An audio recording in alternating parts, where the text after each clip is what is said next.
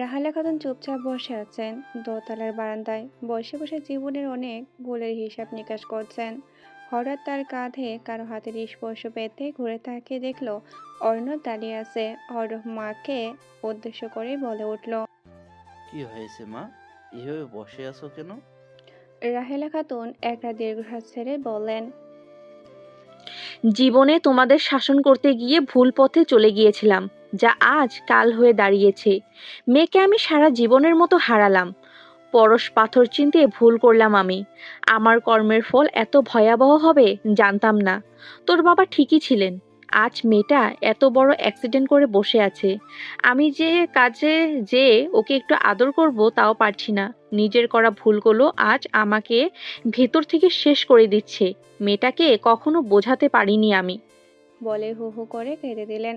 অর্ণব ঠায় দাঁড়িয়ে রইল। হইবা কি করবে? সত্যি তো হালিয়ার সাথে কম অন্যায় হয়নি। আলিয়া 20 মিনিট ধরে চুপচাপ বসে ফোন স্ক্রল করছে, কিছুই বলছে না।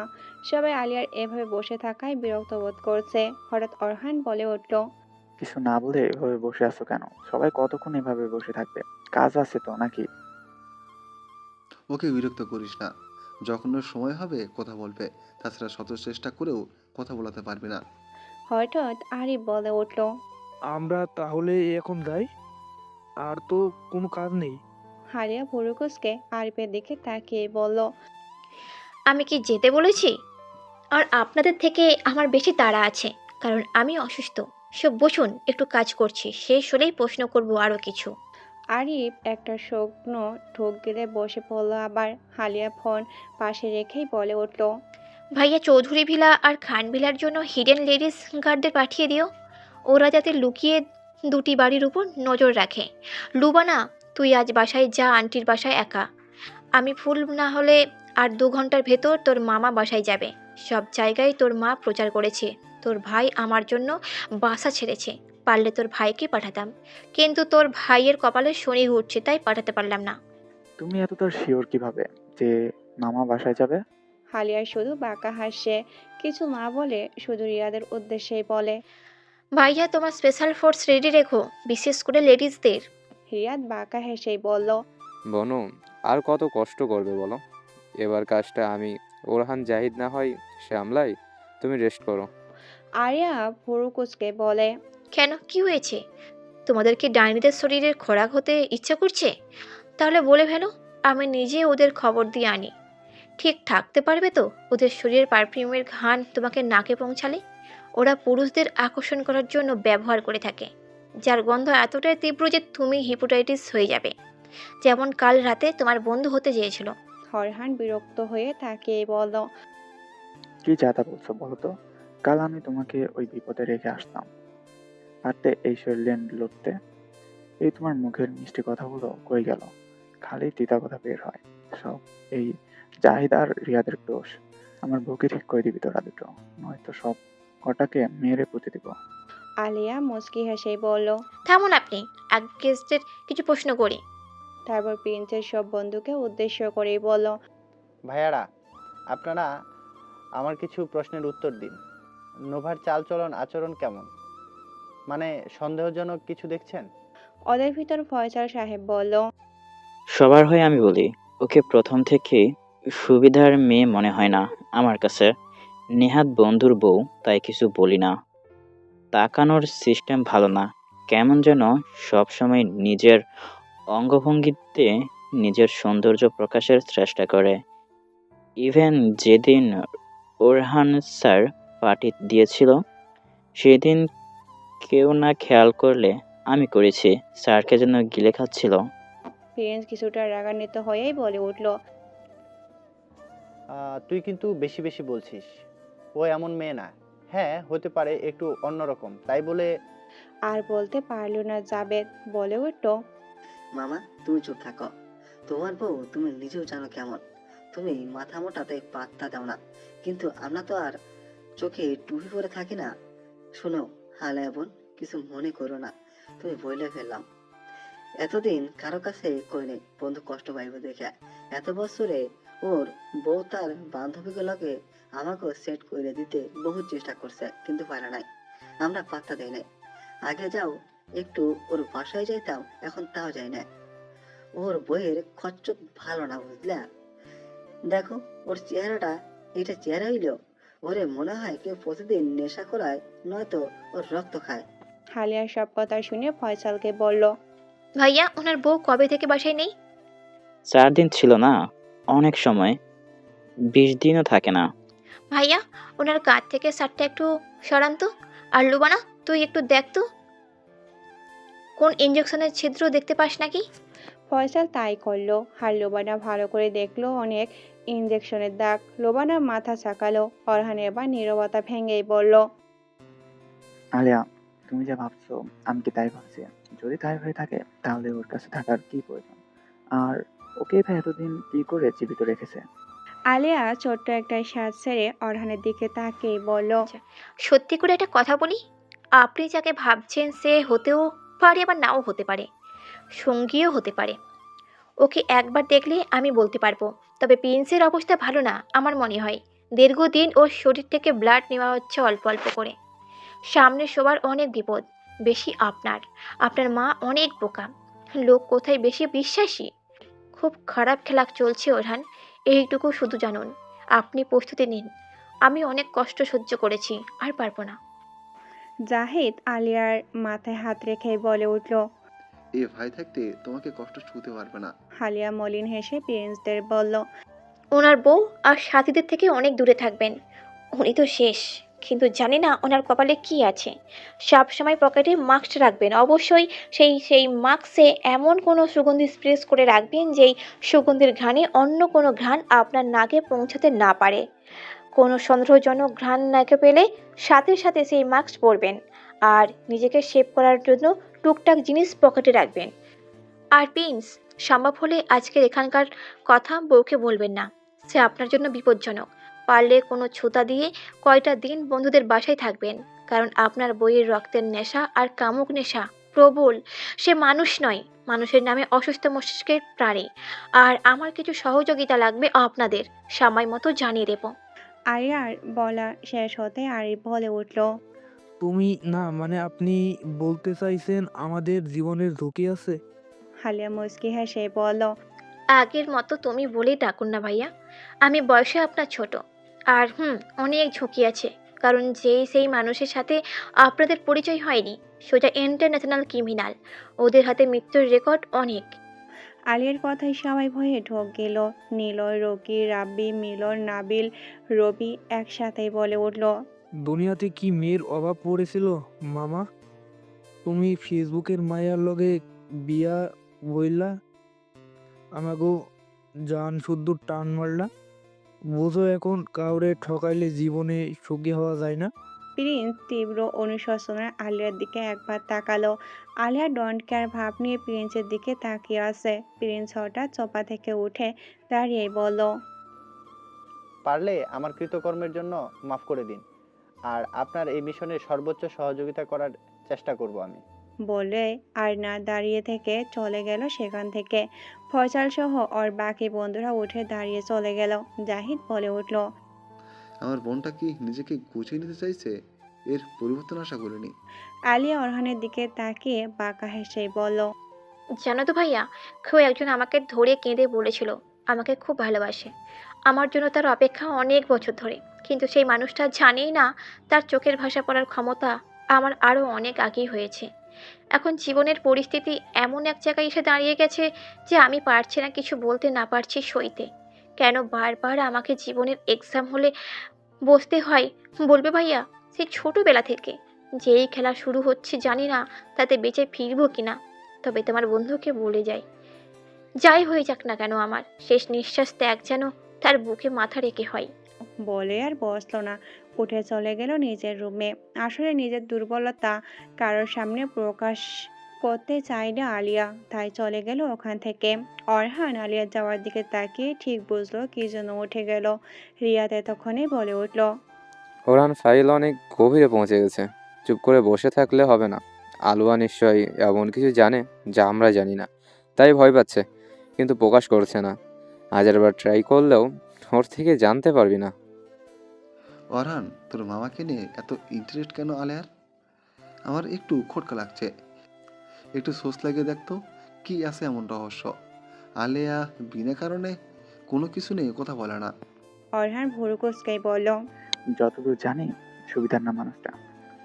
কালো হাত অনেক দূর পর্যন্ত প্রসারিত। জাহিদ বাঁকা হেসে বলল, তীর লেগেছে ভাই। তোমার ষষ্ঠ ইন্দ্রিয়কে এখন কাজে লাগাও যদি প্রেয়সীকে হেল্প করতে চাও। রহমান সাহেব বসে আছেন তার এজি চেয়ারে, চোখ বন্ধ করে। হঠাৎ রুমে অর্ণব ঢুকে বাবা বলে ডাক দিল।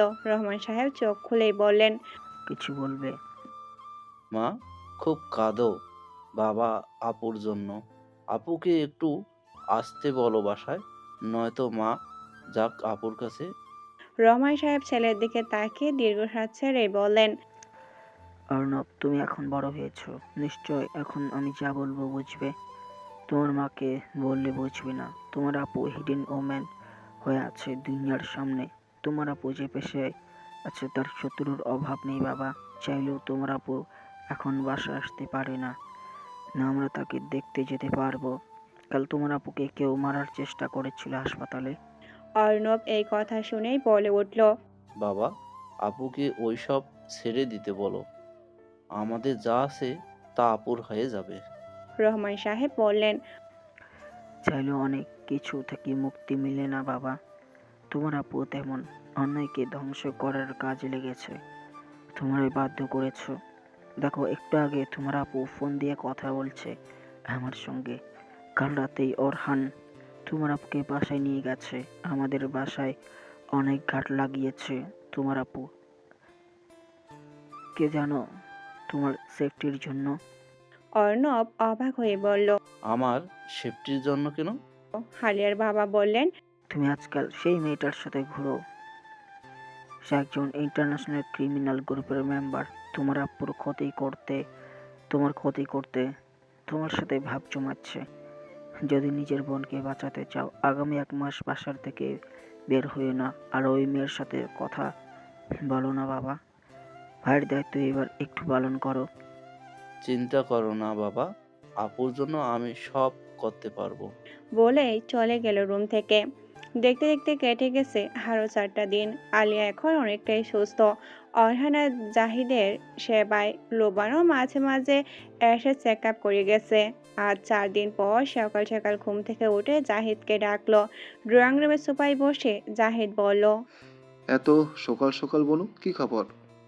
তোমার বন্ধুকে ফোন দিয়ে বলো আজ আমি তার অফিসে যাব। আর প্রিন্সকে ফোন দিয়ে বলো ওর বউকে আজ অফিস আনতে। ওকে ফোন দেওয়ার আগে ভিপিএন চালু করে নিও। হঠাৎ এমনটা কেন করতে চাইছো? ভাইয়া জানো তো, যখন পরিবেশ থমথমে অবস্থায় থাকে তার মানে বুঝে নিতে হবে ঝড় আসলো বলে। তেমন আমার কাছে পরিবেশটা থমথমে লাগছে, তাই আর কি ছেক দিতে চাইছি পরিবেশটা হলোটা কি। এত শান্ত কেন দেখতে হবে না বলো? আসলেও তোমার কথায় এত রহস্য মাঝে মাঝে বুঝতেই কষ্ট হয়। যাই করো, এই ভাইটা যেন তার বোনকে সবসময় সুস্থ অবস্থায় পায়, বলে দিলাম। আর এই বোনটার কি দায়িত্ব পড়ে না ভাইয়া হারিয়ে যাওয়ায় পৃথিবীগুলোর খুনিকে শাস্তি দিতে? মানে, তুমি কি বলতে চাইছো আলেয়া? হালিয়া জাহিদের দিকে তাকিয়ে বলল, চাই বলতে চাই না কেন ভাইয়া, তুমি সব পরিস্থিতিতে শক্ত থাকবে বলো। আমি আগুন হাতে নিয়ে ফেলেছি, তাকে হাত থেকে ফেলে দিতে পারবো না যতক্ষণ না জ্বলন্ত আগুনকে নিভাতে পারছি। তাই আমাকে আগুন হাতে নিয়ে খেলতে হবে বহুদূর পর্যন্ত। বলে আলিয়া জাহিদের কোলে মাথা রেখে সোফায় শুয়ে পড়ল। জাহিদ শুধু অপলক দৃষ্টিতে আলিয়ার রহস্যময় চেহারার দিকে তাকিয়ে থাকলো। আজ 1 সপ্তাহ যাবৎ অরহান খান ভিলায় আসে না, তা ভাবছেন শারমিনারা একা একা বসে। লোবানা হঠাৎ মাকে মনমরা হয়ে রুমে বসে থাকতে দেখে ছোট্ট একটা শ্বাস ফেলে রুমে ঢুকেই বলে উঠল, এখানে বসে কি করছো মা? এসো, সকালে নাস্তা করবে। শারমিনারা লোবানাকে দেখেই বলে উঠল, তুমি খেয়ে নাও, আমার খিদা নেই, আমি পরে খাবো। এখন না খেলে শরীর খারাপ করবে। ওঠো, এসো আমার সাথে খাবে। শারমিনারা বলে উঠলেন, আমার শরীর খারাপ নিয়ে তোমায় মাথা না ঘামালেও চলবে। ভাইয়ের মতো তুমিও চলে গেলে পারো, কেন পড়ে আছো? মা আমি তোমাদের, সেটা কি তোমরা ভাবো? লোবানা কিছুটা তাচ্ছিল্য ভরা কণ্ঠেই বলে উঠল, ভাইয়া তো শুধু শুধু চলে যায়নি বাসা থেকে, যেতে বাধ্য করেছো। তুমি মিলিয়াপুর ভিতর এমন কি দেখেছো মা, যে ভাইয়ার পছন্দ ভালোবাসাকে গলা টিপে মেরে ফেলতে চাইছো? তুমি বরাবরই মানুষের কথায় বিশ্বাস করো। তুমি বরাবরই মানুষের কথায় বিশ্বাস করো দেখে ঠকো বেশি। তুমি সোনা বাদে কয়লার দিকে নজর দাও। তোমার গুণধর ভাই যে কতটা খারাপ তা তুমি একদিন হাড়ে হাড়ে টের পাবে, এই আমি বলে রাখলাম। তোমার জেদ তোমাকে না ধ্বংস করে মা। বলে লুবানা রুম থেকে বের হয়ে গেল।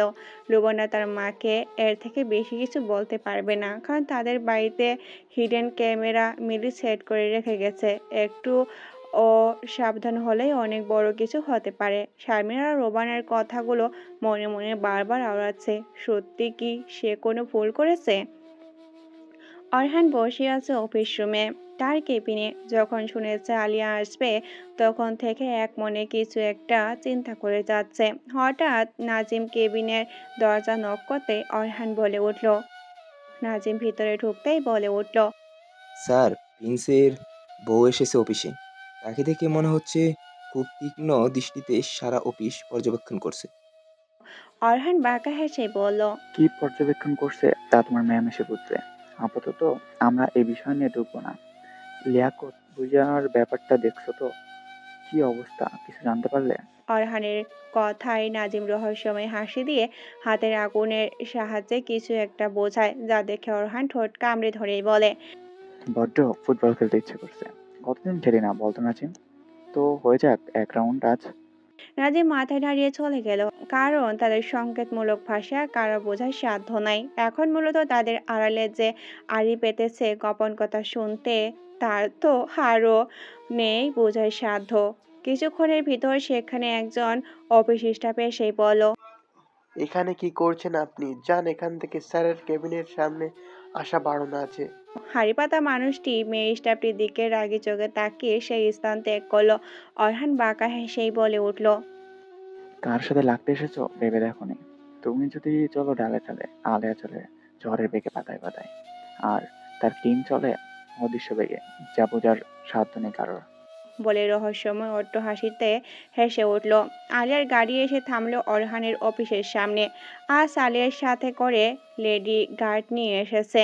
আলিয়া জাহিদ গাড়ি থেকে নেমে চলে গেল সরাসরি অরহানের কেবিনের উদ্দেশ্যে। অরহানের কেবিনে ঢোকার আগে আলিয়া আশেপাশে সবাইকে দেখে নিল আর চোখে। অরহানের কেবিনে আলিয়া জাহিদ ঢোকে, আর দরজার বাইরে আলিয়া লেডি গার্ডরা পাহারায় দাঁড়িয়ে আছে। অরহানের কেবিনে ঢুকতে আলিয়া বলে উঠল, আপনার অফিস তো মনে হয় একজনের মুখস্থ করা শেষ। দেখলাম তো বিগত 1 ঘন্টা যাবত তোমার আদেশ, তাই এখনো অফিসে আছে, নয়তো আউট করতাম। তুমি কি কিছু আজ করতে পেরেছো আলেয়া? তোমরা বোকার মতো কথা বলো কেন মাঝে মাঝে বুঝি না। একটা কাজ করো, এমনি কিছুক্ষণ পর লাঞ্চ টাইম, তুমি প্রিন্স আর ওর বউ সহ আর কিছু স্টাফদের জন্য লাঞ্চ করার ব্যবস্থা করো। খেলা তোমাদের সামনেই হোক। জাহিদ বাঁকা হেসে অরহানের কেবিন থেকে বের হয়ে যায়। জাহিদ যেতেই অরহান চেয়ার ছেড়ে উঠে এসে আলিয়ার পাশে চপায় বসে। আলিয়ার কোমর ধরে কাছে দিয়ে আসে। আলিয়া এতে কিছুটা কেঁপে ওঠে, অরহানের দিকে তাকায়। অরহান ঠোঁট কামড়ে হেসে আলিয়ার কানে মুখ নিয়ে ফিস ফিস করে বলে, সবসময় কি গোয়েন্দাগিরি করলে, সবসময় খালি গোয়েন্দাগিরি করলে হবে বউ? আমিও তো আছি নাকি? আমার দিকেও তো একটু তাকাও। তুমি তুমি করে আমার পরাণ পাখি যে উড়াল দিতে চায় বউ। বিয়ে করেছি অথচ বউকে কাছে পাচ্ছি না, এটা কি ঠিক বউ? আলিয়া অরহানের কথায় কনি দিয়ে অরহানের পেটে গুঁতো মেরে বলল, একদম ঠিক। আমার ধারের কাছে ভিড়তে চাইবেন না। আপনার অনেক বড় অপরাধ আমি মাফ করে দিয়েছি, কিন্তু শাস্তি তো একটু পেতেই হবে। সেই হিসাবে আমার কাছে আসা একদম বারণ। অরহান অসহায় মুখ করে বলল। তুমি এমন পাষণ্ডী হলে কবে থেকে? হায়া চোখ রাঙিয়ে বলে উঠল, একদম মেয়েদের মতো ন্যাকামি করবেন না, বলে দিলাম, দূরে সরুন। অরহান দুষ্টু হেসে আলিয়ার মুখের মাস্ক হাতে দিয়ে একটু নিচে নামিয়ে টুপ করে একটা গালে কিস দিয়ে বলল, নাও দূরে সরে গেলাম। আমি আবার বউয়ের বাধ্য হাজবেন্ড, বউয়ের কথা শুনে চলি। আলিয়া গালে হাত দিয়ে অবাক চোখে তাকিয়ে থাকলো অরহানের দিকে, তারপর বিরক্ত ভাব নিয়েই বলল, অসভ্য। আলিয়ার কথায় অরহান ঠোঁট কামড়ে হেসে উঠল। প্রিন্স হঠাৎ ওর কেবিনে ঢুকে নবার উদ্দেশ্যে বলল, অফিসে এআর এসেছে ডিলের প্রজেক্টের কাজে। তাই আমরা যারা এই ডিলে কাজের সাথে জড়িত তারা আজ একসাথে লাঞ্চ করব। তুমি অফিসে আছো বিধায় তুমি আমাদের সাথে লাঞ্চ করবে, আসো। নবা চেয়ারে বসে এতক্ষণ প্রিন্সের কথা শুনেই বলল, সেই দিন যে অপমান করলো আর তারপর আর তার সাথে বসে লাঞ্চ করতে বলছো? আমি করব না ওই দেমাগি সিঙ্গারের সাথে লাঞ্চ। প্রিন্স নিজের বুদ্ধি খাটিয়ে বলল, বস, ফায়সালারা সবাই আছে। তুমি কি চাও আমার মান সম্মান নষ্ট হোক? চলো প্লিজ। নবা হঠাৎ বলে উঠল, ঠিক আছে চলো, আমার আবার ওই মেয়ের মতন তো হিংসে নেই। বলে প্রিন্সের পিছু গেল। বিশাল মিটিং রুমে লাঞ্চ সামনে নিয়ে বসে আছে আলিয়া, অরহান, জাহিদ আর প্রিন্সের বন্ধুরা। হঠাৎ আরিফ বলে উঠল, তোমার কি মনে হয় ও আসবে? মনে হওয়ার কিছুই নেই, আসলো বলে অপেক্ষা করুন। কিন্তু বনু, তুমি ওর সামনে মাস্ক খুলে খাবে কি করে? পরে খেয়ে নেব। আপাতত তোমরা সবাই বলবে ওর আসতে দেরি দেখে আমি খেয়ে নিয়েছি। আলিয়ার কথা শেষ হতে প্রিন্স আর নবা দরজা ঠেলে ভিতরে প্রবেশ করলো।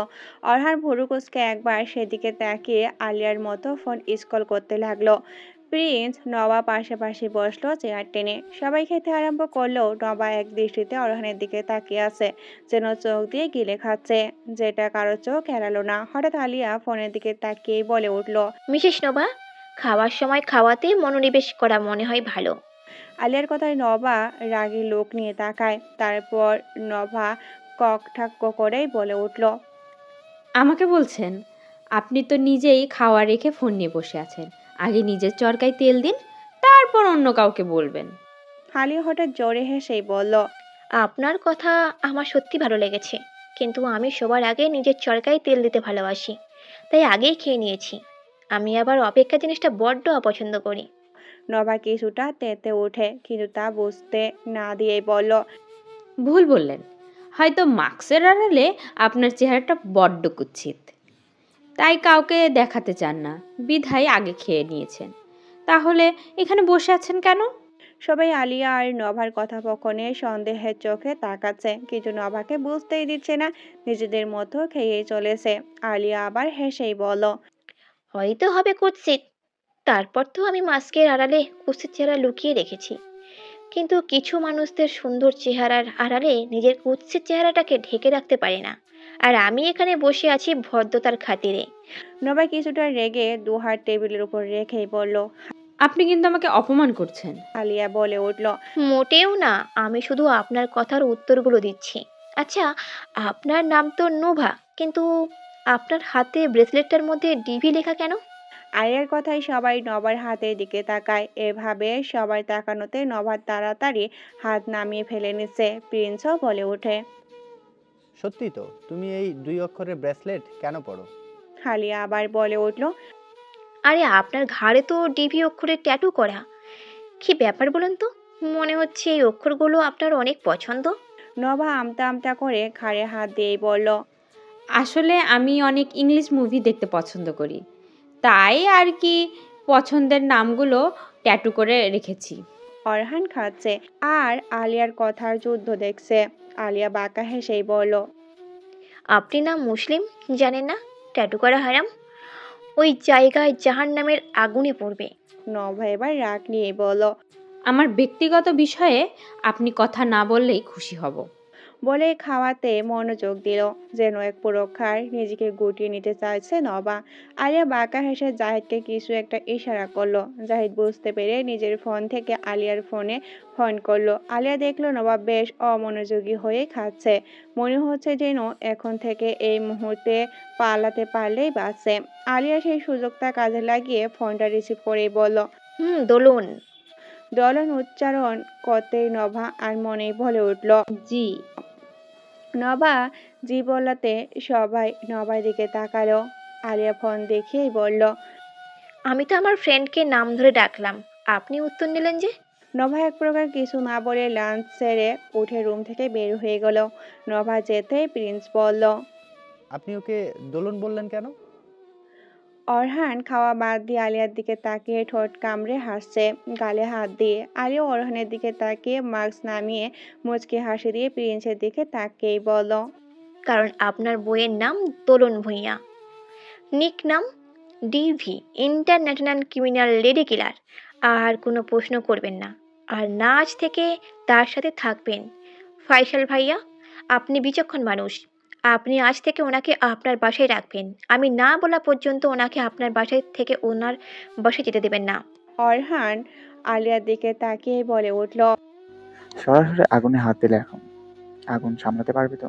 আজ থেকে সবার সামনে যেভাবে অপদস্থ করলে আমার মনে হয় না ও বসে থাকবে। আলিয়া বাঁকা হেসেই বলে উঠল, আপনার কি মনে হয় ওরহান আমি আগুনে হাত দিয়েছি? মোটেও না, বরঞ্চ ও আগুনে হাত দিয়েছে। ওকে তুমি সেদিন রাতে যুদ্ধের আহ্বান দিয়ে এসেছি। আরও কত কিছু চমক আছে ওর জন্য।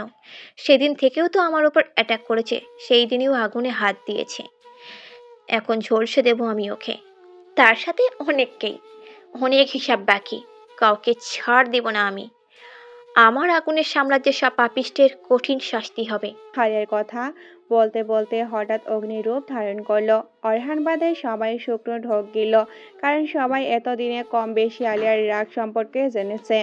অরহান ঠোঁট কামড়ে হেসে আলিয়ার দিকে তাকিয়েই বলে উঠল, মাই ফায়ার কুইন। অরহানের অফিস থেকে নবা বের হয়ে চলে যায় ওর ডেরায়। ওখানে ঝির আগে অনেক পরিমাণ ড্রাগ শরীরে ইনজেকশন করে কাউকে ফোন দিয়ে বলে, হ্যালো, শুনতে পাচ্ছ? আমি আর অপেক্ষা করতে পারছি না। আর কতদিন ছদ্মবেশে ঘুরবো? ওই আর বেশি বেড়ে গেছে। আমি আর ওকে সহ্য করতে পারছি না। জাস্ট মেরে ফেলতে ইচ্ছে করছে। ওর রক্ত দিয়ে আমি শান্তির আহার করতে চাই। আমি আর ওকে চোখের সামনে দেখতে পারছি না। শান্ত হও। এমনি তুমি পরিস্থিতি অনেক ঘোলাটে বানিয়ে ফেলেছ। ওকে হালকাভাবে নিও না, তাহলে পরে পস্তাতে হবে। তোমার মাথায় গেমের জন্য অনেক বিপদে পড়ে যাবে। ফোনে ওপাশ থেকেই বলল, বলে ওপাশ থেকে ফোন কেটে দিল। নবার ছদ্মবেশী ডেভির আগে ফোন আছাড় মেরেই বলে উঠল, তোকে আমি ছাড়বো না, তাদের যা খুশি হোক। আমি কেয়ার করি না। সেদিন বেঁচে গেছিস, কিন্তু নেক্সট টাইম তোর বিদায় বেলা হবে। বলে বিশ্রী হাসতে লাগলো। আলিয়া সন্ধ্যায় বাসায় ফিরে দেখলো লুবানা গালে হাত দিয়ে বসে আছে ড্রয়িং রুমের সোফায়। তা দেখে আলিয়া সোফায় বসে মেয়েটকে ডেকে পানি চাইলো। মেয়েট পানি দিতে পানি খেয়ে লুবানার দিকে তাকিয়েই বলল, কিরে অমন করে বসে আছিস কেন? মুড অফ নাকি? জাহিদ ভাইয়ারা কেউ বাসায় আসে নাই? লুবানা আলিয়ার দিকে তাকিয়ে বলল, কি করে আসবে? কি কাজে ভাইয়া, জাহিদ, রিয়াদ, নাজিম গেছে? আমি এত করে জিজ্ঞেস করলাম, বলল না। আলিয়া কিছুক্ষণ চুপ থেকে বলে উঠল, কোনো জায়গায় খিচুড়ি পাকাতে গেছে। তা বলে যাবে কেন? ডাইনিগুলো খুবলে খুবলে খাক। লুবানা ভেবে করে কেঁদে দিয়ে বলল, এই শোন না বান্ধবী, জান পাখি, আমার ভাইয়া জাহিদকে বাঁচা। সত্যি যদি ডাইনিগুলোর মাঝে পড়ে, তুই আর আমি কার সাথে ফ্যামিলি প্ল্যানিং করবো বল? আলিয়া লুবানার কথায় চোখ বড় বড় করে অবাক হয়ে তাকিয়ে বলে উঠল, তুই ফ্যামিলি প্ল্যানিং করার জন্য বাঁচাতে বলছিস? ছ্যা, কি বাজে চিন্তা ভাবনা তোর। তোরা দুই ভাই বোন একই রকম। লুবানা আলিয়ার কথা শুনে আরো জোরে কেঁদে উঠল। আলিয়া বিরক্ত হয়ে বলে উঠল, চুপ কর, রেডি হয়ে আই যা, বের হব। আমার গেটআপে আসবি। আলিয়া রিয়াদের বোন রিয়াদকে ফোন দিল। রিয়াদ ফোন ধরতে আলিয়া বলে উঠল, রিয়াকে বাচ্চা, তোকে বলেছিলাম না তোর ভাইয়ার কি প্ল্যান করে আমাকে জানাতে? এখন সব কয়জন কই গেছে জানিস কিছু? বিশ্বাস কর, আমি জানি না। কিন্তু ভাইয়া যেই গেট আপে বের হয়েছে, আমি শিওর কোনো লঙ্কা কাণ্ড ঘটাতে গেছে। চার মাথা এক হওয়া মানেই কোনো অপারেশন। আলিয়ার আগেই বলে উঠল, সালি রেডি থাক, আসছি। কেউ কথা শুনে না, সব কটাকে আজ উচিত শিক্ষা দেব। বলে ফোন রেখে দিল আলিয়া। গার্ড মানিককে রেখে বলল বাইক বের করতে, আর ওদের স্পেশাল মাস্ক পরে 10 জন রেডি হয়ে বের হতে, আর কিছু লেডি গার্ড সাথে নিতে। অন্ধকারে এক জঙ্গলের ভিতর দাঁড়িয়ে আছে তার হিংস্র মানব, যাদের চোখ দেখে মনে হচ্ছে আগুন ঝরবে। ওদের সামনেই বড় একটা গোডাউন, সেখানে আগুন জ্বলছে, আর 6 জনকে বেঁধে মাটিতে ফেলে রেখেছে। জাহিদ হঠাৎ বলে উঠল, যদি সত্যি কথা বলিস তাহলে হয়তো বেঁচে যাবি। বল, তোদের পিছে লিয়াকত ভুঁইয়া ছাড়া আর কে আছে? 6 জনের অবস্থা খুবই করুণ। তার ভিতরে একজন বলে উঠল, বিশ্বাস করুন, আমরা কিছু জানি না। অরহান বিরক্ত নিয়েই বলল, কেন খালি খালি সময় নষ্ট করছিস? বুঝি না। উপরে পাটা স্বাদের, উপরে গেলে এমনি সত্য কথা উপরওয়ালা বের করে নিবে। 6 জন ভয়েই বলে উঠল, আমাদের মারবেন না দয়া করে, ঘরে বউ বাচ্চা আছে। রিয়াদ কৌতূহল করেই বলল। বউ বাচ্চা আছে, তাহলে সত্যি কথা বল, তোরাও বেঁচে যাবে, বউ বাচ্চাও তোদের পাবি। ওদের ভিতর একজন বলে উঠল। সে অনেক ভয়ঙ্কর স্যার, লিয়াকত ভুইয়ার একমাত্র ছেলে সৈকত ভুইয়া। কথাগুলো বলা শেষ হতেই নাজিম 6টা গুলি 6 জনের কপালে করলো। সাথে সাথে রিয়াদ বলে উঠল। নাজিম, তুমি বড় নির্দয়, কি দরকার ছিল মারার? নাজিম দাঁত কেলিয়ে হেসেই বলল। সবই আপনাদের দুয়ার বরকতে হয়েছি স্যার, না মারলে সাপ হয়ে সবল মারতো। জাহিদ ভুরু কুঁচকেই বলল। তোর মামুর আবার ছেলে আমদানি করলো কবে অরহান? সব কি একই নৌকর মাঝি? অরহান হাই তুলেই বলল। ফুটবল খেলে খুব ক্লান্ত, গাড়িতে চল, যেতে যেতে ব্লুটুথে কথা বলি। বলেই গাড়ির দিকে হাঁটা দিল। রিয়াদ, জাহিদ, নাজিম ওর পিছু পিছু যেয়ে 4 জনের জন্য মার্সিডিজে উঠে বসে ঝড়ের বেগে স্থান ত্যাগ করলো। 4 জনের গাড়ি পালাক্রমে যাচ্ছে হাইওয়ে ধরে নিরিবিলি রাস্তায়। হঠাৎ জাহিদ বলে উঠল। অরহান, বিপদের আভাস পাচ্ছি, তোরা সবাই সচেতন হয়ে যা, আমাদের পিছনে 6টা গাড়ি। অরহান ভালো করে লুকিং গ্লাস দেখলো, তারপর বলে উঠল। শিটম্যান, ডিবি পিছু নিয়েছে ওর দল নিয়ে, সবাই গাড়ির ইউ ড্রন গ্লাস লাগা। নাজিম কাঁদো কাঁদো গলায় বলল। স্যার, ম্যামকে ফোন দেন, আমি এখনো বিয়ে করিনি, ভার্জিন আছি, থাকতে চাই, ওদের কাছে সম্মান দিতে চাই না। রিয়াদ বলে উঠল। কি দিন আইলো মামা, আগে ছেলেরা মেয়েদের ইজ্জত নিত, এখন মেয়েরা ছেলেদের ইজ্জত নেই। ছি। বাঁচতে চাইলে একটা গাড়ি থেকে বের হবি না, গাড়ি দ্রুত চালা। অরহানের মুখের কথা মুখেই রয়ে গেল। তার আগে ওরা ওদের 4টা গাড়ি ঘিরে ধরেছে। জাহিদ বলে উঠল। অরহান, অবস্থা বেগতিক, কি করবি? কোনো প্রকার অ্যাকশন নেওয়া যাবে না, নয়তো সব আপেক্ষা বিফলে যাবে। দেখি কি হয়, ঠান্ডা মাথায় থাক, বলেও গাড়ি খুলবি না, গ্লাস অফ রাখবি সবাই। অরহানের কথার মাঝে ডিবি গাড়ি থেকে নেমে নাটকীয় ভঙ্গিতে হেঁটে অরহানের গাড়ির গ্লাসে এসে নক করতে শুরু করলো। অরহান না খোলায় বলে উঠল। তুমি কি হলো মাই ডিয়ার ডার্লিং, আমি যে তোমার প্রেমে বিষাক্ত হয়ে আছি, একটু প্রেমের সুধা পান করতে দাও। দেখো আমি কতটা হট হয়ে তোমার কাছে এসেছি, আজ আমার সঙ্গীরা সবাই তোমাদের মন প্রেম জুড়িয়ে দিবে। জাহিদ বিরক্ত হয়ে বলল। গাড়ির ভিতরে লাইট অফ, তাহলে তোর গাড়ি কোনটা চিনল কি করে? অরহান দাঁত চিবিয়ে চিবিয়ে বলল। ব্রেনটাকে খাটা হাতারাম, তাহলে বুঝবি। এইদিকে পরিস্থিতি ক্রমশ খারাপ হচ্ছে। ডিভির দল অরহান, জাহিদ, রিয়াদ, নাজিমের গাড়ি খুলতে বলেছে, কিন্তু ওরা না খোলায় ওরা লাঠি নিয়ে আসতেছে গাড়ির কাজ ভাঙতে। ঠিক তখনই পিছন থেকে কেউ গম্ভীর কণ্ঠে বলে উঠল। কি হচ্ছে এখানে? সবাই কে কথা বললো তার উৎস খুঁজতে পেছনে তাকিয়ে দেখলো এয়ার বাইকের সাথে হেলান দিয়ে দাঁড়িয়ে আছে। ডিভি রেগেই বলে উঠল। তুই এখানে? আলিয়া বাঁকা হেসে বলল। বারে, তুই এখানে থাকলে আমি থাকতে দোষ কি? ডিভি দাঁত চিবিয়ে চিবিয়ে বলল। এসেছিস ভালো কথা, ফিরে যা, আমার কাজে ব্যাঘাত ঘটাতে আসবি না, নয়তো মেরে পুঁতে দেব। আলিয়া আবার বাঁকা হেসে বলল। সাহসটা বেশি বেশি দেখাচ্ছিস না, কেমন সিনেমার ডায়লগ হয়ে গেল। ডিভি রেগেই বলল। আমার পথের কাটা আমি বেশি দিন বাঁচিয়ে রাখি না, সেদিন বেঁচে গেছিস তাই আজ বাঁচবি গ্যারান্টি কি? তাই বলছি ফিরে যা, আর আমার আর অরহানের মধ্যে ঢুকিস না। ছোটবেলা থেকে ভালোবাসি ওকে, কাউকে হতে দেব না ওকে, ইভেন আলিয়ারও না। আলিয়া অবাক হওয়ার ভঙ্গিতেই বলল। ও মা, কি বলছিস? এখানে মিস্টার ওরহান আছেন? তাহলে তো আমি আজ ওনাকে এখান থেকে নিয়ে তবেই ফিরবো। জেন্টেলম্যান তো উনি। তোর মতো রাক্ষসীর কাছে কিভাবে ছাড়ি?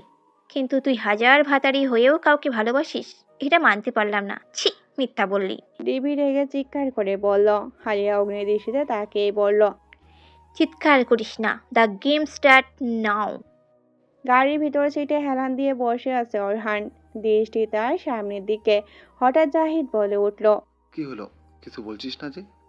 আলিয়া এখানে কি করে? ও এখনো পুরোপুরিভাবে সুস্থ হয়ে ওঠেনি। রিয়াদ চিন্তা কণ্ঠে বলে উঠল। পিছে রিয়া আর লোবানা আছে, এখন আমার টেনশন হচ্ছে। কি বলবো বুঝতে পারছি না, নিশ্চিত আজ এই আগুন রানে লঙ্কা কাণ্ড ঘটাবে। ও নিজের ভালো কবে বুঝলো বল? নিজের শরীর ভালো না সেদিকে খেয়ালই নাই। স্যার, ম্যামকে কি আপনি কিছু জানিয়েছিলেন? অরহান বিরক্ত নিয়ে বলল, মাথামোটা, আমি কেন ওকে জানাতে যাব? তোরা যেখানে আমিও সেখানে। মরার এত তাড়া তোর? আগে জানতাম না। ঠিক আছে, তোর মনের শখটাই পূরণ করি। আয় লেগে যাই, দেখি কার কত দম। আগে আমার সঙ্গীদের টপকা, তারপর না হয় আমি আসব। কিন্তু আজ আমি অরহানকে এখান থেকে নিয়েই যাব। কেউ ফেরাতে পারবে না আমাকে। আলিয়া জোরে হেসেই বলল, নাইস জোকস, মজা পেলাম। তো তোর সঙ্গীদের যদি ইচ্ছে হয় তো ওই নষ্টা শরীর নিয়ে আমার হাতে মার খাওয়ার সমস্যা নেই। তবে আমার হাত 100 বার হ্যান্ড ওয়াশ দিয়ে ধুতে হবে, কারণ দিনে কতজনের সাথে কি কি করিস তোরা ঠিক নেই। আচ্ছা, একটা কথা বলতো, তোর ওই মাস্টার মাইন্ড ভাইটা কই রে, সৈকত ভুঁইয়া? ওর অপেক্ষায় কতদিন আমি ঘুমাই না বলতো? ওর জন্য হাতটা ভীষণ চুলকাচ্ছে। আলিয়ার এই কথায় সবে হতভম্ব হয়ে গেল। রিয়াদ বলল, ওরহান, তুই ফেল ভাই। মানুষ বিছানায় শুয়ে কিভাবে এত কিছু জানে ভাই? অরহান ভুরু কুঁচকেই বলে উঠল, জাহিদ, তোকে না বলেছিলাম ও ডিভিসিগুলো চেক করতে? ও এত কিছু কিভাবে জানে? আমি মাফ কর ভাই, সব চেক করেছি, কিছুই পাইনি। অরহান এবার বেশ চিন্তায় পড়ে গেল। অপরদিকে ডিভি বলে উঠল, বেশ এগিয়েছিস, তাহলে তো জমবে ভালো। এই, তোরা ওকে একটু আদর করে দে যা। আলিয়া বাঁকা হেসে ঘাড় একপাশে কাত করেই বলল, কাম কাম অ্যান্ড কাম। বলেই বাইকের পাশে বাঁধানো হকি স্টিকটা নিয়ে সামনে এগিয়ে আসা মেয়েগুলোকে এক এক করে বেধম মারতে লাগলো। জাহিদ শুকনো ঢোক গেলেই বলল, এই রে, সেরেছে, পাগলি যেতেছে। ফরহান, ওকে কেউ এখন থামাতে পারবে না, এমনি অসুস্থ। মাথার তার ছিলে সবার ব্যান্ড বাজাবে। ও একসাথে 100 জনকে মারার ক্ষমতা রাখে, এখানে মাত্র 17 জন। অরহান বিরক্ত ভরা কণ্ঠেই বলে উঠল, এত চিন্তা তখন ট্রেনিং দেওয়ার সময় মনে ছিল না? একের পর এক মেয়েকে বেধম মেরে শুয়ে দিচ্ছে রাস্তায়। হঠাৎ লোবানা বলে উঠল, ইয়ার, তোর দয়া মায়া কই গেল বইন? আহারে কি কষ্ট পাইতেছে মেয়েগুলো। আলিয়া মারতে মারতেই বলে উঠল, ওই আর ওরে ওগো, সাথে সামিল কর, ওর কষ্টে প্রাণ বের হয়ে যাচ্ছে। সবগুলোকে মেরে দাঁড়িয়ে আলিয়া বলে উঠল, নে, তোর সঙ্গীদের আমি আজ আদর করলাম, এবার তুই আয়, তোকেও একটু আদর করে দিই। ডিভি বিশ্রী হেসেই বলল, এত তাড়া কিসের আমাকে আদর করার? ওদের সাথে একটু খেল, তারপর না হয় আমার সাথে হবে বেবি। পেছনে দেখ একবার। আলিয়া পিছনে তাকিয়ে দেখলো সব কটা হাবার দাঁড়িয়ে আছে। অনেক মার খাওয়ার পর কিভাবে দাঁড়িয়ে আছে আলিয়ার মাথায় ঢুকলো না। কিছুক্ষণ চুপ থেকে আলিয়া বলল, কি ড্রাগ নিস বলতো, দেহে এত পাওয়ার? ওই উপরওয়ালার কাছে যে পাওয়ার দেখাস, তার আগে জাহান্নামে ঢুকিয়ে দেবে। অরহান অবস্থা বেগতিক দেখে যেই বের হতে নিবে অমনি আলিয়া পিছন থেকে ঘুরে বলে উঠল, খবরদার, যদি একজন মানুষও আজ গাড়ি থেকে নামে, তাদের আজ আমি এদের সাথে সামিল করব, বলে রাখলাম। এমনি মাথার তার ছেড়ে আছে। অরহান, বের হোস না ভাই, ও এখন নিজের ভেতরে নেই। অরহান না বের হয়ে দীর্ঘশ্বাস ছেড়ে শুধু তার অবুঝ পাখির দিকে তাকিয়ে থাকলো। ঠিক তখনই আলিয়ার সামনে একটা বাইক এসে থামে। বাইক থেকে কালো হুড আর মাস্ক পরা একজন নেমে আলিয়ার মুখোমুখি দাঁড়িয়ে বলল, মাঝে মাঝে আপনার বুদ্ধি কই যায় মায়াবী? ওরা ড্রাগ অ্যাডিক্টেড, তাই ওদের ভাষায় ওদের জবাব দিতে হবে। এই ব্যাগে ওদের কাত করার ইঞ্জেকশন আছে। আমার মনে হয় হয়ে যাবে, এতে প্রত্যেকটা ইঞ্জেকশন লোড আছে। আলিয়ার সামনে ব্যক্তিকে একটু দেখে তার হাত থেকে ব্যাগটা নিয়ে সামনের মেয়েগুলোর দিকে ছুটে গিয়ে এক একটা মেয়ের ঘাড়ে ঘুমের ইঞ্জেকশন পুশ করে দিল। তারপর সামনে তাকিয়ে আলিয়া ডিভিকেই বলল, দেরি করিস না, আয় এবার। যা আমার সামনে দিয়ে, এখানে যত ছেলে নিয়ে আছে, যা পাপিষ্টা। কত পাপ করবি, কারো প্রিয়জনকে তুই ছাড় দিসনি। যার উপর চোখ পড়ে তাকেই তো ধ্বংস করে দম নিস তোরা দুই ভাই বোন। সঙ্গে তোর বাপ আর পালিত বোন তো ফ্রি আছেই। ছ্যা, আল্লাহ তোদের সবকটাকে জাহান্নামে ঠাঁই দেবে নাকি সন্দেহ। ডিভি আলিয়ার কাছে আসতে দেখেই বলল, দূরে থাক, আমার কাছে আসবি না।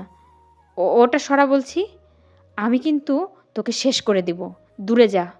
আলিয়া রাগে লোবানা আর রিয়ার দিকে তাকিয়ে বলল, তোরা কি সিনেমা দেখতে বা হাওয়া খেতে এসেছিস? ধর ওকে।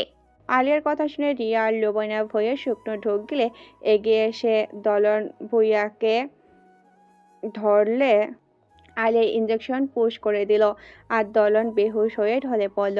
আলিয়া পিছন ফিরে কাউসার মির্জার দিকে তাকিয়ে বলল, ধন্যবাদ মিস্টার মির্জা, শেষ পর্যন্ত ভালো খারাপের মাঝে তফাৎটা বোঝার জন্য। কিন্তু পাপ তো কিছু আপনিও করেছেন, কিছু জিনিসও ভুল বুঝে আর কিছু ব্ল্যাকমেল করে পড়েছেন, তার জন্য কিছু শাস্তি তো পেতেই হবে আপনাকে। কাউসার মির্জা মুচকি হেসে বলল, আমার জীবনের সবচাইতে বড় শাস্তিগুলো আমি পেয়ে গেছি মায়াবী। বরে চোখের কোণে জমে থাকা পানিটুকু মুছে বাইক নিয়ে চলে গেল। আলিয়া কাউসার যেতে পিছন ফিরেই বলল, এই 6 গাড়ির ভেতরে ভীতু বডি বিল্ডাররা, এদের নিয়ে যা, খালি জায়গা কর। মানিক, তোমাদের স্যারের হাতে একটা করে মাস্ক দিয়ে গাড়ির বাইরে নিয়ে আসো। জাহিদা গাড়ি থেকে নেমে আলিয়ার কাছে এসে দাঁড়ায়, কিন্তু ওরা খেয়াল করলো আলিয়ার মনোযোগ ওদের দিকে নেই, বরং ডিভিড বডি ফিল্ডারদের দিকে। অরহান ভুরু কুচকেই বলল, এতক্ষণ তো বেশ খেলা দেখালে, এখানে আবার কি দেখছো, তাও আবার এত মনোযোগ দিয়ে? আলিয়া অরহানের কথায় জবাব না দিয়ে ডিভিকে যে বডিগার্ডটা গাড়িতে ঢুকালো তার দিকে তাকিয়ে আছে আলিয়া।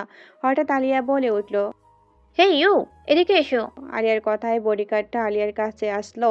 আলিয়া বডিগার্ডটার মাস্ক টেনে নিচে নামালো। মাস্ক নামিয়ে যাকে দেখলো তাতে আলিয়া হু হু করে কেঁদে উঠল, কারণ সে ছিল আলিয়ার 1 মাসের ছোট চাচাতো ভাই। আলিয়া কেঁদে কেঁদেই বলে উঠল, তিয়াস, আমার ভাই, তুই বেঁচে আছিস? এতদিন ধরে সবাই বলতো তুই নাকি নেই, কিন্তু আমি কোনো সময় বিশ্বাসই করতাম না।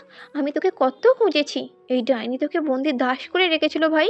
তুই সেদিন হাসপাতালেও গিয়েছিলিস, ঠিক না ভাই? তিয়াস আলিয়ার কথায় হু হু করে কেঁদে দিল। আলিয়াকে জড়িয়ে ধরে, তারপর বলল, আমি নষ্ট হয়ে গেছি রে আলেয়া। ওরা আমাকে স্বাভাবিক জীবনে বাঁচতে দিল না। ওরা আমাকে দিয়ে আর বলতে পারল না, হাও মাও করে কেঁদে উঠল। ওদের কান্নায় পরিবেশ ভারী হয়ে ওঠে। আলিয়া বলল, আর না, চল আমার সাথে, আমি তোকে দূরে পাঠিয়ে দেব। ওদের প্রত্যেকটাকে শেষ করে আবার আমাদের কাছে, চাচুর কাছে আর চাচির কাছে নিয়ে আসবো। চল আমার সাথে। আমার ফেরার কোনো পথ নেই, নইলে তোদের সবার ক্ষতি হবে। কিচ্ছু হবে না, চল তুই। আলিয়ার কথায় না শুনে উল্টো পথে হাঁটা শুরু করলো। আলিয়া আর একটা ইঞ্জেকশন তিয়াসের ঘাড়ে পুশ করে ওকে বেহুশ করে দেয়। তিয়াস পড়ে যাওয়ার আগে জাহিদ আর নাজিম ধরে নেয়। অরহান আলিয়াকে জড়িয়ে ধরে বুকের ভিতরে নিয়ে বলে উঠল, আর কত রহস্য লুকিয়ে আছে তোমার ভিতরে, বলবে রহস্যময়। যত দিন যাচ্ছে আমি তত অবাক হচ্ছি।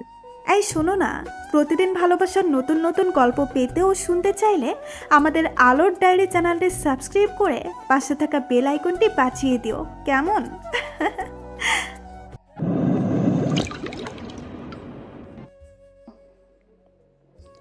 সেদিনের রাতের পর কেটে গেছে বেশ কয়েকটা দিন। সেদিন রাতে বাসায় ফিরে আলিয়া, অরহান, জাহিদ, রিয়াদ আর নাজিমকে বিনা সাবানে ধুলাই করেছে। ধুলাই শেষে শুধু কিছু কথাই বলেছিল, এই লড়াইটা আমার একার। জানি আপনারা অনেক বড় মাপের মাফিয়া, কিন্তু সেটা নিজেদের ভেতর রাখুন। আমার লড়াইয়ের দর্শক হয়ে থাকবেন, কিন্তু মাঠে খেলতে নামার ইচ্ছে যেন আর না দেখি, তাহলে আমার থেকে খারাপ কেউ হবে না। সারা জীবনের জন্য হারিয়ে যেতে পারি আমি সবার জীবন থেকে।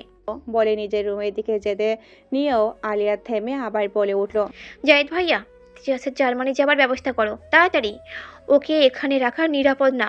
মনে রেখো, পথে ঘাটে বিপদ ওঁত পেতে আছে তোমাদের জন্য। বিশাল সাম্রাজ্যের কিং হয়েও তোমার বন্ধু কিচ্ছুটি করতে পারবে না। কারণটা খুব তাড়াতাড়ি প্রকাশ করব। বলেই সেদিন নিজের রুমে যেয়ে দরজা আটকে দিল। অরহান সেদিন বেশ রেগে গিয়েছিল, কারণ আলিয়া যে পথে চলেছে তা অন্তত কাঁটাপূর্ণ পথ, তাতে সে আলিয়াকে হারিয়ে ফেলতে পারে। আজ একটা কনসার্ট ছিল আলিয়ার।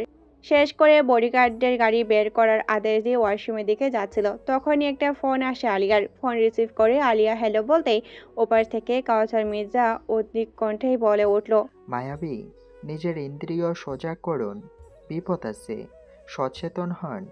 আমি একটু দূরে আছি, তাই আসতে পারছি না। প্লিজ নিজের মূল্যবান জীবনের নিরাপত্তা নিজে নিন। আপনার কাঁধে অনেকের দায়িত্ব। আলিয়া এই কথা শুনে কিছু বলতে নিবে, তার আগে ওয়াশরুম থেকে একটা মেয়ে বের হয়ে খুব সূক্ষ্মভাবে আলিয়া কিছু বুঝে ওঠার আগে কিছু ইঞ্জেকশন দৌড়ে চলে গেল। আলিয়া শুধু আহ বলে শব্দ করলো। কাউসার চিন্তিত হয়েই বলল, আপনি ঠিক আছেন মায়াবী? আলিয়া ঘাড়ে হাত দিয়ে বলল, মিস্টার মির্জা, আমার ঘরে একটা মেয়ে যেন একটা ইঞ্জেকশন করেছে। আমার যেন কেমন লাগছে। কাউসার যে জিনিসের ভয় পাচ্ছিল তাই হলো, তাই কাতর স্বরে বলল, মায়াবী, আমি পারলাম না আপনাকে সেভ করতে, কিন্তু আপনি তো অনেক সাহসী আর ধৈর্যশীল নারী। দ্রুত ওই স্থান ত্যাগ করুন। গাড়িতে করে বাসায় যেয়ে বাথটবে বরফ কুচিয়ে ছেড়ে তাতে বসে থাকুন। আপনাকে ওরা ড্রাগ ইনজেক্ট করেছে। নিজের হুঁশ হারাবেন না, আল্লাহ সহায় হবেন। তাড়াতাড়ি যান। বলেই ফোন কেটে দিল। আলিয়াও তাই করলো। দ্রুত এখন বের হয়ে গাড়িতে বসে পড়লো বাসায় যাওয়ার উদ্দেশ্যে। কাউসার মির্জা কিছু একটা ভেবে অরহানকে ফোন দিল। অরহান অপরিচিত নাম্বার দেখে ধরবে কি ধরবে না ভেবে রিসিভ করতেই ওপাশ থেকে কাউসার বলে উঠল, মিস্টার খান, যেখানেই থাকেন বাসায় যান। আপনার ওয়াইফকে ড্রাগ ইনজেক্ট করা হয়েছে, যেই ড্রাগ ডিভি নিজের জন্য ব্যবহার করে। এইটুকু কথাই ছিল অরহানের জন্যই যথেষ্ট। আর এক মুহূর্তে দেরি না করে জাহিদকে ফোন দিয়ে কিছু একটা বলে অফিস থেকে বের হয়ে গেল। এদিকে আলিয়া টলমল পায়ে বাসায় প্রবেশ করতে জাহিদ আর লোবানা ওর কাছে আসতে চাইলে নিভু নিভু চোখে ওদের দিকে তাকিয়ে বলল, ভাইয়া, আল্লাহর দোহাই লাগে, আসবে না কেউ তোমরা আমার কাছে। যাই হয়ে যাক না কেন, আসবে না, সরে যাও।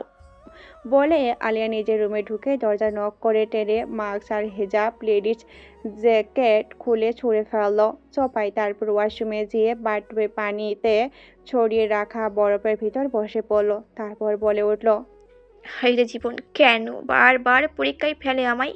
চাইলাম কি আর পেলাম কি? কাজটা ঠিক করলি না দোলন, এর জন্য তোকে বিরাট মাসুল দিতে হবে। রেডি থাক। বলে সেন্সলেস হয়ে পড়ে থাকলো বাথটবে। এদিকে অরহান বাসায় এসে লোবানাকে জিজ্ঞাসা করলো আলিয়া কোথায়। লোবানা অচুষিত নয়নে ভাইয়ের দিকে তাকিয়ে পড়ল। দরজা লক করে কি করছে জানি না, অনেক ডাকাডাকি করে সাড়া না পেয়ে তোমার অপেক্ষায় আছি ভাইয়া।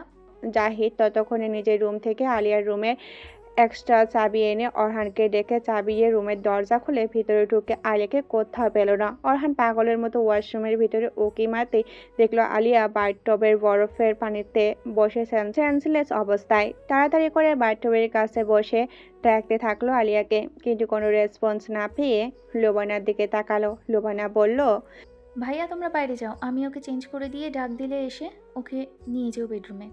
জাহিদ অরহান দুজনেই বের হয়ে গেল। লোবানা একটা দীর্ঘশ্বাস ছেড়ে হর কাজ করতে শুরু করলো। লোবানা ডাকে অরহান ভিতরে ঢুকে আলিয়াকে পাজাকোলা করে রুমে নিয়ে বেডে শুয়ে দিয়ে এসির পাওয়ার বাড়িয়ে দিল। তারপর লোবানাকে বলল, এই ড্রাগের কোনো অ্যান্টিডেট আছে? আমাকে তাড়াতাড়ি বল। লোবানা দীর্ঘশ্বাস ছেড়েই বলল, ভাইয়া সেদিন রাতে আলিয়ার ইশারায় দোলনের শরীর থেকে আমি ব্লাড স্যাম্পল নিয়ে টেস্ট দিই, কিন্তু টেস্ট রিপোর্ট দেখে আমি আলিয়া দুজনই অনেক অবাক, সাথে হতাশ হই। কারণ ওরা যেই ড্রাগ ব্যবহার করে তার শরীরে কামুকতা তৈরিতে সাহায্য করে, আর এই ড্রাগ রেয়ার, যা আমাদের দেশে পাওয়া যায় না, তাই এর কোনো অ্যান্টিডোট নেই ভাইয়া। সরি, যারা এই ড্রাগ ব্যবহার করে তাদের কাছে থাকলেও থাকতে পারে, আর এটা স্বাভাবিক মানুষের শরীরে যাওয়া মানে অনেক বড় ক্ষতি। তাই আলিয়া সেন্সলেস হয়ে পড়েছে এখন। আর কিছু বলতে পারল না লোবানা। তার আগে ওকে থামিয়ে দিয়ে অরহান বলল, রুম থেকে তোরা চলে যা। জাহিদ অরহানের দিকে তাকালো। অরহানও অসহায়ভাবে জাহিদের দিকে তাকালো। জাহিদ দীর্ঘশ্বাস ছেড়ে লোবানের হাত ধরে রুমের বাইরে চলে গেল। অরহান ওরা যেতে রুমের দরজা বন্ধ করে আলিয়ার মাথার কাছে যেয়ে বসে আলিয়ার হাত ধরে বলল, আমার আগের লাজুক বোকা অবুজ পাখিটাকে খুব মিস করি জানো। জীবনটা কেন এত কঠিন হয়ে গেল আমার হৃদয় রানে। কি এমন রহস্য তুমি জানো যার জন্য এতটা ডিসপারেট হয়ে উঠেছো? নিজের সবার জীবনের সুরক্ষার জন্য লড়ে যাচ্ছ, আমাকেও সামনে যেতে দিচ্ছ না। তুমি কি বুঝো না তোমার কিছু হয়ে গেলে আমার কি হবে? আদৌ কি আমি তোমার মনে কোনো স্থান পেয়েছি আমার ফায়ার কুইন? আমি চাইনি এভাবে তোমাকে কাছে টানতে, কিন্তু আজ তোমার জীবনের সুরক্ষার জন্য আমার ভালোবাসায় তোমাকে সিক্ত করতে হবে। জানি তুমি অচেতন, তারপরও আমায় কি তুমি অনুভব করতে পারবে অবস্থাকে? বলে দুই চোখের কোণে জমে থাকা পানিটুকু মুছে উঠে লাইট অফ করে দিল। নিজের শার্ট খুলে সোফায় শুয়ে ফেলে আলিয়ার পাশে শুয়ে আলিয়ার চাদরের ভিতরে ঢুকে ভালোবাসায় ভরিয়ে দিতে থাকলো আলিয়াকে। দীর্ঘ 30টা বসন্ত পার করে নিজের জীবনে আজ প্রথম কোনো নারীকে গভীরভাবে উষ্ণ আলিঙ্গনে আবদ্ধ করলো অরহান। হালাল সম্পর্ক আজ পূর্ণতা পাবে আলিয়ার অজান্তেই। লোবানা আর জাহিদ দাঁড়িয়ে আছে বারান্দায়। আকাশের দিকে চেয়ে থেকে লোবানা বলে উঠল, কবে আলিয়ার লড়াইটা শেষ হবে। বলবেন জাহিদ মেয়েটাকে আজ কাল বড্ড ক্লান্ত দেখায়, কিন্তু নিজের শক্ত খরচের আড়ালে তা লুকিয়ে রাখে, কারো কাছে কিছু প্রকাশ করতে চায় না। জাহিদ বলল, জানি না এর শেষ কোথায়, কিন্তু নিজে থেকে যে ওকে সাহায্য করব তাও দিচ্ছে না। কেন? কি? কিছুই বলছে না। হয়তো এমন কোনো অজানা রহস্য আছে যা আলেয়া জানে, কিন্তু আমাদের জানতে দিচ্ছে না। যতক্ষণ না বলবে জানতে পারবো না। লুবানা জাহিদের দিকে তাকালো, তারপর বলল, আজ একটা কথা বলবো, রাখবেন? জাহিদ মাথায় নাড়িয়ে সায় জানালো। লুবানা বলল, আমি ওর খুব ছোটবেলার বান্ধবী হলেও অনেক কিছু ওর সম্পর্কে জানি না। আর না ও কখনো বইয়ের খোলা পাতার মতো ছিল, খুব চাপা স্বভাবের। আপনি ওর ছোটবেলা থেকে 8 বছর আগে পর্যন্ত ওর লাইফের সমস্ত বিষয় সম্পর্কে একটু খোঁজ নিয়ে দেখুন তো। কেন যেন আমার মনে হচ্ছে অজানা কোনো সত্য ওর জীবনের সাথে জড়িত আছে, যা আমরা জানি না। জাহিদ অবাক হয়ে লুবানার দিকে তাকিয়ে বলল, তোমার মাথায় যে এমন কোনো চিন্তা আসতে পারে আমার ভেবেই অবাক লাগছে। লুবানা গর্বের সহিত বলে উঠল। দেখতে হবে না কার বোন আর কার বউ হব আমি। জাহিদ লুবানার দিকে তাকিয়ে মুচকি হাসলো, তা দেখে লুবানাও ফিক করে হেসে দিল। সকালে সোনালি রোদের আলো চোখে পড়তে আলিয়ার ঘুম ভেঙে যায়। আলিয়ার মনে হয় মাথা ভার হয়ে ঝিমঝিম ধরে আসে, তাই উঠতে চায় কিন্তু উঠতে পারে না। মনে হয় ওর উপরে এক মন ওজন কিছু পড়ে আছে, পাশেও ফিরতে পারছে না। হঠাৎ কোনো রকম একটু মাথায় কাত করে দেখে অরহান ওর গলায় মুখ গুজে ওকে আষ্টে পিষ্টে জড়িয়ে ধরে খালি গায়ে ওর উপর ফর দিয়ে শুয়ে আছে। আলিয়া তা দেখে চোখ বড় বড় করে চিৎকার করে ডেকে ওঠে, ওরহান, ওরহান! পচা আলু, পচা টমেটো, আটার বস্তা, চালের বস্তা, সাহস হয় কি করে আমার দুর্বলতার সুযোগ নেওয়ার? কাপুরুষ! হায় রে, এখন আমি কি করব? আমার এত স্বাদের ভার্জিনটি লুটকায়া! আল্লাহ, তুমি এর বিচারই করো। আমার স্বামী আমার আমার অনুমতি না নিয়ে আমার ইজ্জত হরণ করেছে। হাই মোর খোদা, ইজ্জত লুট দিয়া!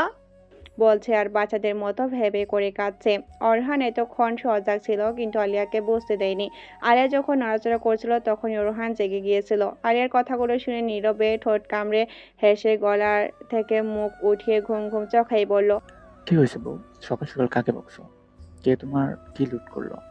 আমি তো তোমার সারা রাত পাহারা দিলাম, তুমি আমাকে যা করলে রাতে, ছি! আমার বলতে লজ্জা করছে বউ। অরহানের কথা শুনে আলিয়া আরো জোরে জোরে কেঁদে উঠল।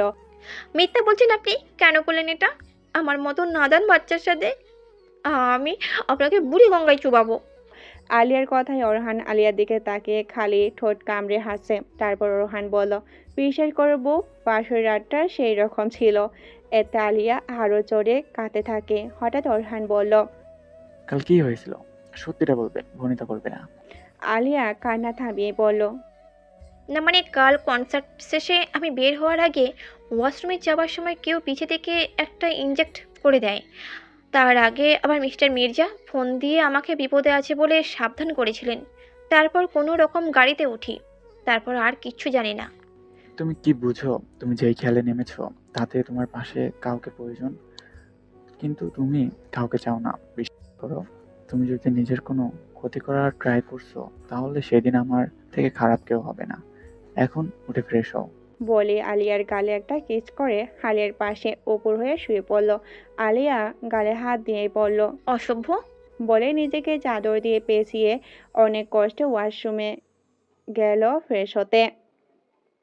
সকাল থেকে আলিয়ার বাসার ড্রয়িং রুমের সোফায় রাহেলা খাতুন অর্ণবকে নিয়ে বসে আছেন। জাহিদ, লোবানার রিয়াজ শুধু একে অপরের দিকে তাকিয়ে স্বপ্ন ঢোক গিলছে। হঠাৎ আলিয়া ওর রুমের দরজা খুলে বের হয়ে আসে, টি শার্ট স্কার্ট পরে আর গলায় লম্বা স্কার্ফ পেঁচিয়ে। মেয়েটকে ডেকে লেবু পানি দিতে বলে। সোফার কাছে যেতে দেখে জাহিদ, লোবানা, রিয়াদ কেমন যেন ভীতু চোখে তাকিয়ে আছে। ব্যাপারটা বুঝতে সামনে তাকিয়ে দেখে ওর মা অর্ণব বসা। আলিয়া কিছু বলতে যাবে তার আগে রাহেলা খাতুন বলে উঠলেন, এটা কোন ধরনের অভ্যাস বেলা 10টায় ঘুম থেকে ওঠা? কবে থেকে এই ধরনের অভ্যাস হয়েছে? আর 3 পিস বাদ দিয়ে এইগুলো কি ধরনের পোশাক পরেছো? আর এত তাড়াতাড়ি গোসল করেছো? এত নিয়মের ভিতরে বড় করে তোমার এত অধপতন কবে থেকে হলো? বাসায় 2জন পুরুষ মানুষ, তাদের সামনে, ছি! অর্ণব বিরক্ত ভরা কণ্ঠেই বলে উঠল, দেখো মা, এই জন্যই তোমাকে আমি এখানে আনতে চাইনি। কেন এখানে এসে এমন করছো আপুর সাথে?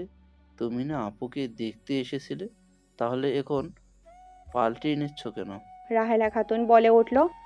চুপ কর তুই। সন্তানের অধপতন দেখে কোনো মা ঠিক থাকতে পারে?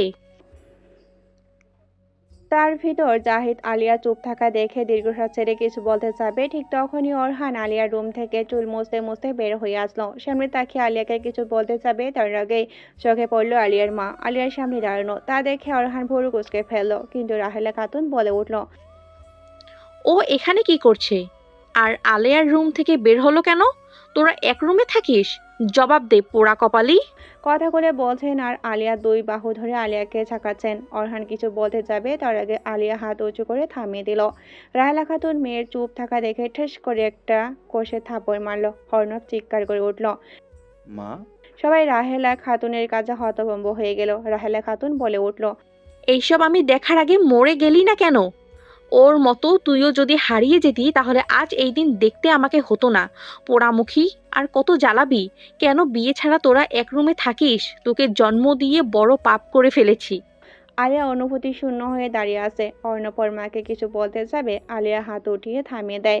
অরহান রক্ত চক্ষু নিয়ে তাকিয়ে আছে রাহেলা খাতুনের দিকে। রাহেলা খাতুন আর একটা চর মারতে যাবে, তার আগে আলিয়াকে অরহান ওনার সামনে থেকে সরিয়ে আনেন।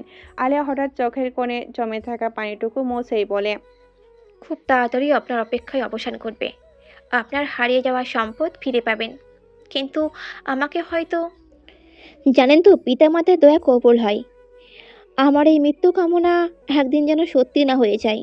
যার হারিয়ে যাওয়ার দোষ আমার উপর দিচ্ছেন, একদিন না সত্যি সামনে এলে অনুতপ্ত হন। অর্ণব, নিয়ে যা বাসায়, আর গার্ডদের নিয়ে যাস। কিছুদিন আর বাসা থেকে বের হোস না, অনুরোধ থাকলো।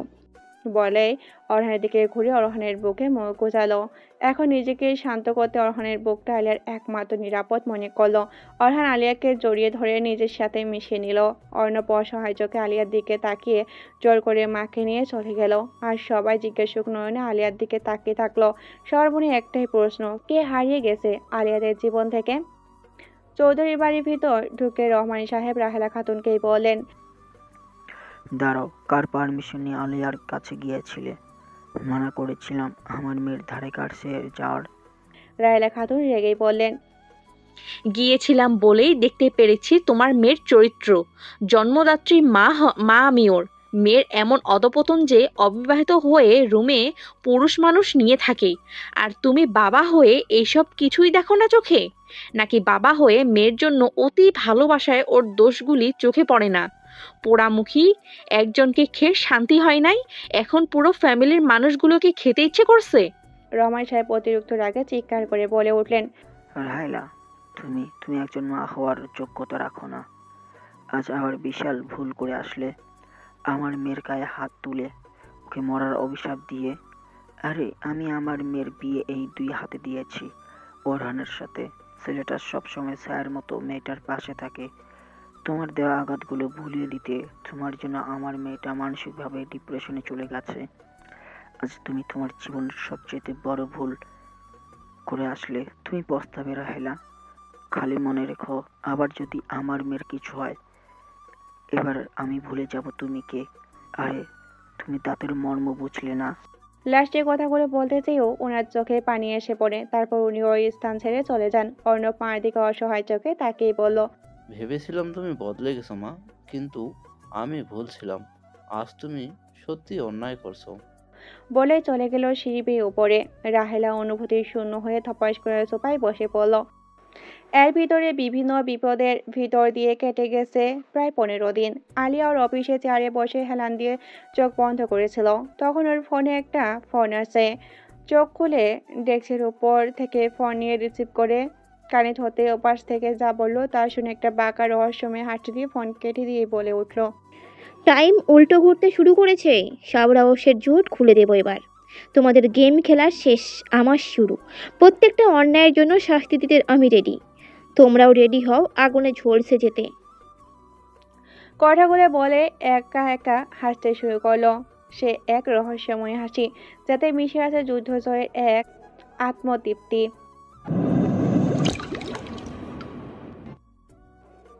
সন্ধ্যায় অফিস থেকে ফিরে নিজের রুমে প্রবেশ করতেই দেখে রুম অন্ধকার। রুমের লাইট জ্বলতে চাপে সেই মুহূর্তে দুটো হাত পিছন থেকে আলিয়াকে জড়িয়ে নেয় নিজের সাথে। আলিয়া আবেশে চোখ বুঝেই বলল, ওরহান, বাচ্চামু আপনাকে মানায় না। কোনো উদ্দেশ্য আছে নাকি এইভাবে হঠাৎ জড়িয়ে নিলে নিজের কাছ সাথে? অরহান আলিয়াকে নিজের দিকে ঘুরিয়ে বলল, উদ্দেশ্য একটাই, আমি আমার বউকে আজ একটা উপহার দিতে চাই। আলিয়া পরিকুচকে তাকিয়ে আছে অরহানের দিকে। অরহান সব সময়ের মতো ঠোঁট কামড়ে হেসে রুমের লাইট চালিয়ে নিজের পকেট থেকে একটা ব্রেসলেট বের করে আলিয়ার হাতে পরিয়ে দিল। তার একটা নিজের হাতে পড়ল। হঠাৎ আলিয়া ব্রেসলেটের ভিতরে টু টু সব শুনে অরহানের হাতটার সাথে ওইটা লেগে যেতে থাকলো। আলিয়া বিস্ময় ভরা চোখে অরহানের দিকে তাকিয়ে বলল, এটা কি হলো? এটা কাপল সেট। কাপড়রা একসাথে থাকলে এরকম শব্দ করে, চুম্বকের মতো লেগে থাকে। যতক্ষণ না এটার কি দিয়ে না খুলে এটা খোলাই যায় না। সুন্দর না জিনিসটা? কিন্তু এটা ডায়মন্ডের। আলিয়া বলল, এটা কেমন কথা? আমি নেব না। এটা খুলুন এটাকে। অরহান ডন্টকার ভাব নিয়ে বলল। না নিলে খুলবো না।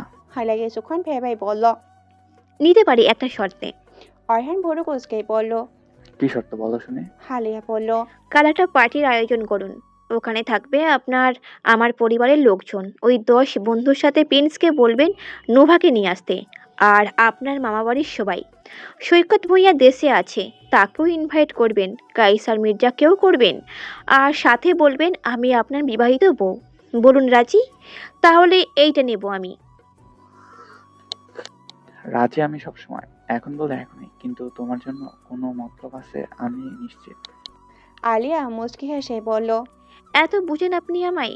আমি যদি কখনো না থাকি তখন কি করবেন আপনি? অরহান এবার রেগেই বলল, বাজে কথা বন্ধ করো, কাল সব পাবে, কিন্তু এই কথা আর বলবে না। আর এই আমার দেওয়া উপহার কোনোদিন খুলবে না। বলে রুম থেকে বের হয়ে গেল। আলিয়ার চোখের কোণে জমা পানিটুকু মুছে নিজেই বলে উঠল, কাল কি হবে কেউ জানে না, তাই বললাম। কিন্তু আপনি রেগে গেলেন? এত ভালোবাসেন কেন আমাকে? এত ভালোবাসতে নেই। বলে দীর্ঘশ্বাস ছেড়ে কাবার থেকে নিজের পোশাক নিয়ে ওয়াশরুমে ফ্রেশ হতে চলে গেল। অরহান তখন আলিয়ার রুম থেকে বের হয়ে জাহিদের রুমে ঢুকে ঠাস করে দরজা লাগিয়ে টুপ করে জাহিদের বিছনায় বসে দু হাত দিয়ে চুল খামচে ধরে আছে। জাহিদ রিয়াদর অবস্থা দেখে জিজ্ঞাসা করলো কি হয়েছে। তারপর অরহান সব খুলে বলার পর জাহিদ গম্ভীর মুখে বসে আছে। অরহান বলে উঠল, এবার আমি শিওর ও বড় কিছু করতে চাইছে, যা ওর বিপদ ডেকে আনবে।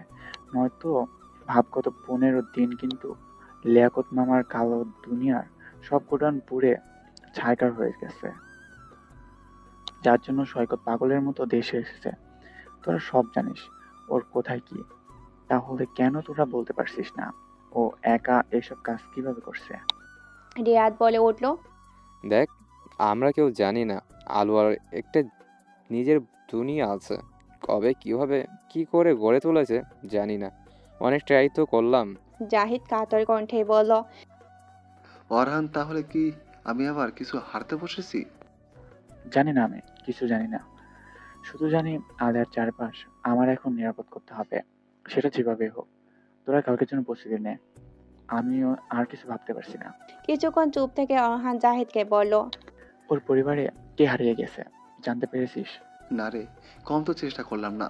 লুবনাকে দিয়েও তো কত কৌশলে ওর কাছ থেকে জানার চেষ্টা করেছি, কিন্তু একটাই উত্তর। সময় হলে সবাই সব প্রশ্নের উত্তরের জবাব পাবে। তিনজন দীর্ঘশ্বাস ছেড়েই বলে উঠল। আলিয়া নিজের রুম থেকে বের হয়ে ছাদে চলে গেল। ফোন দিয়ে কাউকে ছাদে আসতে বলল। আলিয়া আকাশের দিকে তাকিয়ে আছে। তার ভিতর ছাদে দুজন গার্ড উপস্থিত হলো। আলিয়া তাদের উপস্থিত টের পেয়ে ওদের দিকে ঘুরল, মুচকি হাসি দিয়ে চোখের পানি মুছেই বলল, মানিক, আলিফ, তোমরা আজ এত বছর ধরে আমার সাথে কাজ করছো। জাহিদ ভাইয়ের পর যদি কেউ আমার ঢাল হয়ে থেকেছে সেটা হলে তোমরা দুইজন। কালকে সব কিছু সম্পর্কে তো তোমরা জানো। পারবে না এই বোনটার স্বামী সহ পুরো ফ্যামিলিকে বাঁচাতে? দুই গার্ড ছল ছল চোখে আলিয়ার দিকে তাকিয়ে আছে। আলিয়া বলল, ইমোশনাল হওয়ার সময় নেই। বলো পারবে না? যদি আমি না থাকি আমার ফ্যামিলি সহ আমার স্বামীর ঢাল হতে পারবে না?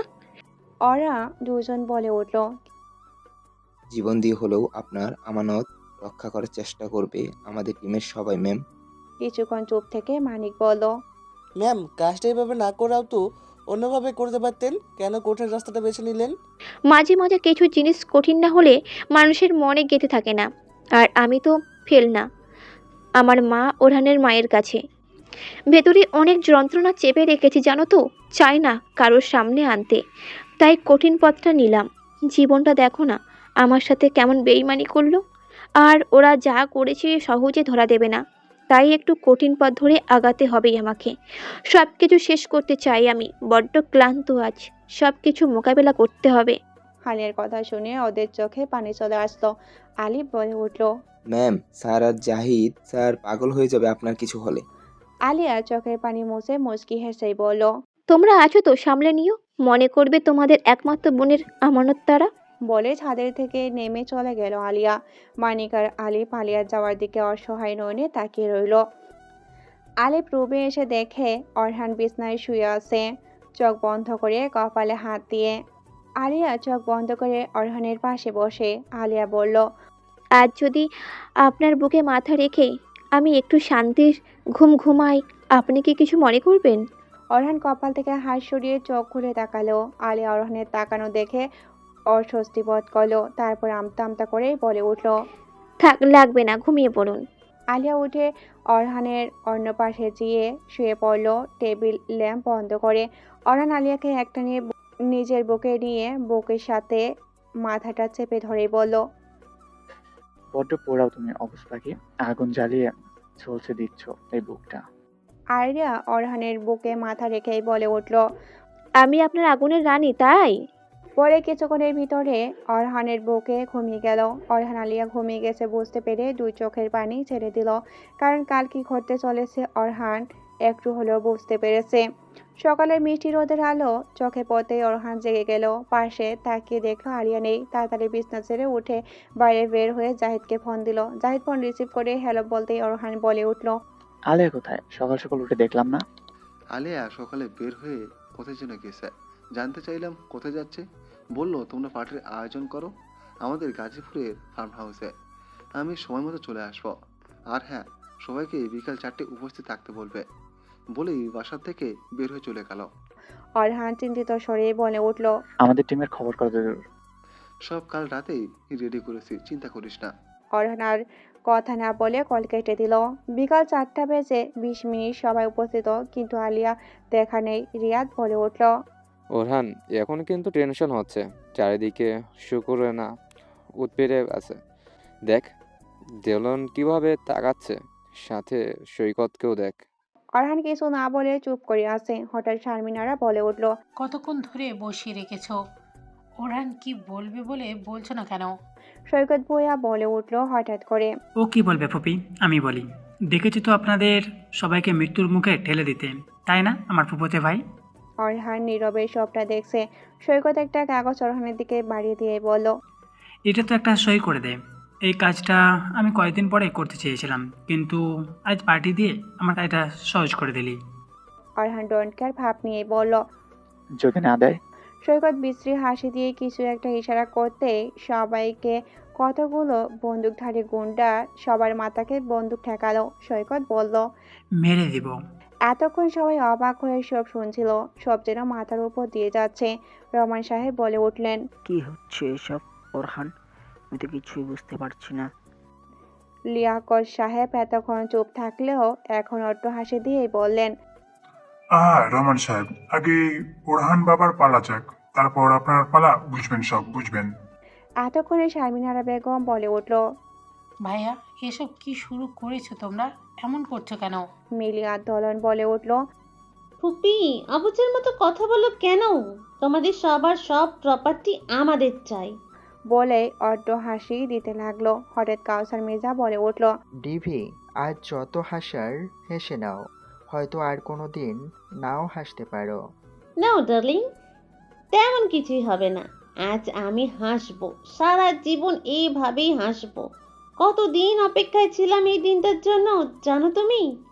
আজ ওরহান আমার আর মিলির হবে, সাথে তোমাদের সবার প্রপার্টি। জাহিদ ভুরু কুঁচকে বলল, তোমরা কি দুই বোনই কি অরহানকে বিয়ে করতে চাও একসাথে? তাহলে প্রিন্সকে কেন বিয়ে করছিলে? দলন রেগে জাহিদের দিকে তাকিয়ে বলল, এয়ারের চামচা, কথা কম। প্রিন্স, ও আমার জেদ ছিল। ওকে বিয়ে করেছিলাম নিজের পরিচয় গোপন করতে। প্রিন্স রেগে বলে উঠল, প্রতারক, ঠক! আমায় ভালোবাসার নাটক করে এভাবে ঠকালি, তোকে আমি মেরেই ফেলবো। বলে আগাতে নিলে ওদের গুন্ডারা প্রিন্স আর ওদের বন্ধুদের শক্ত করে জড়িয়ে ধরে রাখে। সৈকত ভুঁইয়া অট্ট হাসি দিয়ে বলে, খোকা যা পারবে না তা করতে এসো না। যায় না ওরহান, সৈকত লতিফ আমি পছন্দ করি না। অরহান কথা না বলে ঘড়ির দিকে তাকালো। ঠিক তখনই আলিয়া ওর চিরচেনা গেট আপ নিয়ে দরজা দিয়ে প্রবেশ করে আর বলে, সরি এভরিওয়ান, দেরি করে আসার জন্য। আলিয়ার কথায় সবাই তার দিকে তাকালো। সৈকত আর দোলন বলে উঠল, এয়ার এখানে? আলিয়া চারপাশ একবার দেখেই বলে উঠল, কি ব্যাপার মিস্টার ওরহান, এখানে পার্টির বদলে বাংলা সিনেমা চলছে নাকি বুঝলাম না। অরহান ডনকের ভাব নিয়ে বলল, হবে হয়তো। রায়লা খাতুন এতক্ষণ চুপ থাকলেও বলে উঠল, এখানে কেন এসেছো? চলে যাও। চুপ মহিলা, মৃত্যু দাঁড়ে দাঁড়ানো, আবার বড় গলায় কথা। আর তোর সাথে আমার পুরনো হিসাব বাকি, আজ সেরে নি। আমারও তো হিসাব বাকি। দোলন, তোর সাথে, সৈকত ভুঁইয়ার সাথে, লিকুয়াদ ভুঁইয়ার সাথে, মিলির সাথে, তোর মায়ের সাথে। সবাই অবাক হয়ে আলিয়ার কথা শুনলো। বাবা, এত হিসাব কিন্তু আমি তো জানি। আমাদের হিসাব অন্য, তুমি আমাদের সব ব্যবসা চালিয়ে দিয়েছো, তার হিসাবটা নেই। আলিয়া ঘাড় কাত করে বলল, আজও সব জ্বালাতে পারিনি, কিন্তু আজ তোদের সব শেষ করে এসেছি। সাথে বলছি, আমার মাথার তার ছিঁড়িস না। সবার মাথা থেকে আরমার সরা। লিয়াকত ভুইয়া দাঁত কেলিয়ে হেসেই বলল, মামনি রাগ করে না, নয়তো মারা পড়বে। মেয়েদের এত ওরা ভালো না। আজ তোর কেল্লা ফতে রে ওরহানকে। আজ আমি আর মিলি তোর সামনে দিয়ে নিয়ে যাব সবাইকে মেরে। শেষ, সব শেষ, এবার তোমরা শেষ। বলে শুকনো একটা ঢোক গেল। আলিয়া অট্ট হাসি দিচ্ছে, একবার তো আর একবার দলনের দিকে আর একবার মিলির দিকে দেখাচ্ছে। হালিয়া বাঁকা হেসেই বলল, দিলি একদম মাথার সব তারটা কেটে। শরীরের জ্বালা এত দুই বোনের মাঝে, ছ্যা! একজনকে শেয়ার করবি দুই বোন? আরে ওই বুড়ো, তোর কর্মের ফল এরা। বুড়ো, তোর নরকের জায়গা নেই। বলে হাত দিয়ে কিছু ইশারা করতেই হঠাৎ বিকট আওয়াজ করে কতগুলো গুলি বন্দুকধারী গুন্ডাদের হাতে এসে লাগে। এতে ওদের হাত থেকে বন্দুক পড়ে যায়। রাহেলা খাতুন ভয়ে ছোট্ট মেয়ে আনিকাকে বুকের মাঝে জড়িয়ে নিয়ে রহমান সাহেবকে বললেন, এ কি রূপ তোমার মেয়ের? এমন গুন্ডাদের মতো ভাব কেন? এত অধপতন! রহমান সাহেব বিরক্ত মেয়ে বলে উঠল, তাহলে মরো এখানে এদের হাতে। অরহান আর জাহিদ এগিয়ে আসতে নিলে আলিয়া গম্ভীর কণ্ঠে বলল, আমার কাছে কেউ হাত ঢুকাবেন না। চুপচাপ জায়গার মতো দাঁড়িয়ে থাকুন। মানিক, আমার হকি স্টিক। মানিক হকি স্টিক নিয়ে আলিয়ার হাতে দিল আর এক্সট্রা দুইটা হাতে রাখলো। সৈকত লিয়াকত শুকনো ঢোক গেলেই বলে উঠল, এটা দিয়ে কি করবে তুমি? আলিয়া এগিয়ে আসতে আসতেই বলল, বিনা সাবানে আপনাদের ধরাই করব। দলনের মিলি বলে উঠল, এয়ার এমনটা করো না, নয়তো পরিণাম ভালো হবে না। কে শুনে কার কথা শুরু করলো এক নাগারে পিটানো। গুন্ডাগুলো শহর সৈকত লিয়াকত কাউকে ছাড় দিচ্ছে না। ইতিমধ্যে 3টা হকি স্টিক ভাঙা শেষ। আলিয়া বিরক্ত নিয়েই বলল, তোমার আঙ্কেল জ্ঞান দেখে অবাক। 10টা আনতে পারোনি? মানিক দৌড়ে আরো 5টা নিয়ে এলো। শুরু হলো আডং ধোলাই। রাহেলা খাতুন বলেন, ওগো, এটা কি তোমার সেই চুপচাপ মেয়ে? শেরিনীর বোন আমার। মামা, মায়া মানুষ একা 40 জনের কেমনে কুপঘাত করতেছে বুঝলাম না। কথাটা জোরেই ছিল, তাই আলিয়া শুনেই বলল, অন্যায়ের সামনে সবাইকে নত হতে নেই। অন্যায় দেখলে প্রকৃত সৎ মানুষ হলে এমনি শরীরের শক্তি বেড়ে যায়। মিলি আর দলন পিছন থেকে পালাতে নিলে আলিয়া বলে উঠল, ওই পালাস, দাঁড়া। ওদের দিকে এসে বেদম মারতে শুরু করলো দুজনকে। আর বলতে লাগলো, ওরহানকে 2 জন ভাগ করে নিবি? খচ্চর রানী, ডাইনি, রাক্ষসী, চিনিস আমাকে? আমি ওর বিয়ে করাবো, আর আমার সামনে বলিস এই কথা? আমার স্বামীকে নিয়ে উল্টোপাল্টা চিন্তা কত পুরুষের বিছানায় গেছিস, তাতে মনের খায়েশ এখনো মিটে নাই? আজ থেকে সারা জীবনের মতো তোদের শখ আমি মিটিয়ে দেব। কত ছেলে মেয়ের জীবন নষ্ট করেছিস হিসাব ছাড়া। কাউসার অবস্থার বেগতিক দেখে অরহানকে বলল, ওনাকে থামান, নয়তো অসুস্থ হয়ে যাবে। অরহান ধীর গতিতে আলিয়ার পেছনে গিয়ে দু হাত ধরেই বলল, থামো, হয়েছে অনেক, শান্ত হও। আলিয়ার কিছু না বলে হাতের হকি স্টিক ছুঁড়ে ফেলে হাঁপাতে হাঁপাতে একটা সোফায় বসে মাথা নিচু করে আছে। হঠাৎ মাথা উঠিয়ে সবার দিকে তাকিয়ে বলল, আমার রাজ্যে সবাইকে স্বাগতম। আলিয়ার কথা যেন সবার মাথার উপর দিয়ে গেল। তারপর আলিয়া কাউকে কল দিয়ে ভিতরে আসতে বলল। আলিয়া উঠে বলল, আমি কারো কোনো ক্ষতি করিনি, কিন্তু তারপরও আমার ওপর অনেক অনেক অপবাদ এসেছে। তাই আজ তার সব হিসাব কিতাব শেষ করতেই চাই। আর লিকায়েত ভুঁইয়া, তোর সাথে তো অনেক বছরের হিসাব বাকি, অপেক্ষা কর, বলবো। আলিয়া বলে উঠল। তারপর কাউসার মির্জাকে হাতে ইশারায় দরজার দিকে তাকিয়ে বলল, আপনার ভাইকে দেখুন তো ঠিকঠাক আছে নাকি। আলিয়া এই কথা বলতে দরজার সবাই তাকালো, দেখলো একটা ছেলে দাঁড়ানো। কাউসার মির্জা থ মেরে দাঁড়িয়ে আছে, ভাবছে সত্যি কি তার ভাই। দরজা দাঁড়িয়ে থাকা ছেলেটা ভাই বলে এসে কাউসার মির্জাকে জড়িয়ে ধরলো। কাউসার এতদিন পর ভাইকে পেয়ে জড়িয়ে ধরে কেঁদে দিল। আলিয়া তারপর বলে উঠল, অর দেখ তো, তোর আরেকটা বোনকে চিনতে পারিস নাকি। আলিয়ার এই কথায় সবাই দরজার দিকে তাকাতে দেখলো আলিয়ার মতো আরেকটা মেয়ে, কিন্তু শ্যামলা। রাহেলা খাতুন এগিয়ে সেই মেয়ের কাছে যেয়ে কাঁপা কাঁপা হাতে সেই মেয়ের গাল আলতো করে ধরেই বলল, আমার এলিনা, আমার এলিনা। বলে জড়িয়ে ধরে কেঁদে দিল। মেয়েটু কেঁদে দিল। সবাই অবাক হয়ে তাকিয়ে আছে, কি হচ্ছে কেউ কিছু বুঝতে পারছে না। লিয়াকত ভুইয়া আধমরা হয়েও আদর সরিয়ে আলিয়ার দিকে তাকিয়ে বলল, কে তুমি? আলিয়ার সাথে সাথেই মুখের মাস্ক খুলে ফেলল। দলন মিলি সৈকত বলে উঠল, আলিয়া রহমান চৌধুরী। আলিয়া শুধু বাঁকা হাসলো। সবাই যখন চুপচাপ আছে ঠিক সেই সময় শারমিনারা আলিয়ার কাছে যেয়ে আলিয়াকে জোরে একটা চড় মারলো। চড় মারার শব্দে সবাই আলিয়া আর শারমিনার দিকে তাকিয়ে অবাক হয়ে গেল। সবাইকে অবাক করে দিয়ে শারমিনারা বলে উঠল, কোন সাহসে আমার ছেলেকে ফুসলিয়ে বিয়ে করেছিস? তোর মতো মেয়েরা আমার ছেলের যোগ্য না। আর আজ তো তোর গুন্ডাদের মতো মারামারি করতে দেখে আমি তো তোকে কোনোদিনই মেনে নিব না, নষ্ট চরিত্রের মেয়ে। রহমান সাহেব রেগে বলে উঠলেন, মুখ সামলে কথা বলুন। অরহান শারমিনারাকে কিছু বলতে যাবে তার আগে আলিয়া বলে উঠল, আন্টি, আমার কোনো ঠেকা পড়ে নাই বারবার আপনার কাছে অপমানিত হওয়ার বা আপনার ফ্যামিলির বিষয়ে নাক গলানোর। যাই হোক, হাতের সময় খুব কম। আমি সবাইকে কিছু রহস্যের কথা বলতে চাই, তাই এখানে সবাইকে একত্রে করেছি। তার আগে মানিক, এইখানে বাড়তি আবর্জনাগুলোকে সরিয়ে ফেলো। মানে কিছু গাইড নিয়ে সৈকতের বসে আহত গুন্ডাদের সরিয়ে ফেলল। সৈকত বলল, কি ভেবেছিস বেঁচে যাবি? সব মরবি, দাঁড়া। বলে রিমোটের মতো কিছু একটা বের করে টিপতে লাগলো, কিন্তু কাজ হলো না। আলিয়া বাঁকা হেসে বলল, কি কাজ হলো না তো?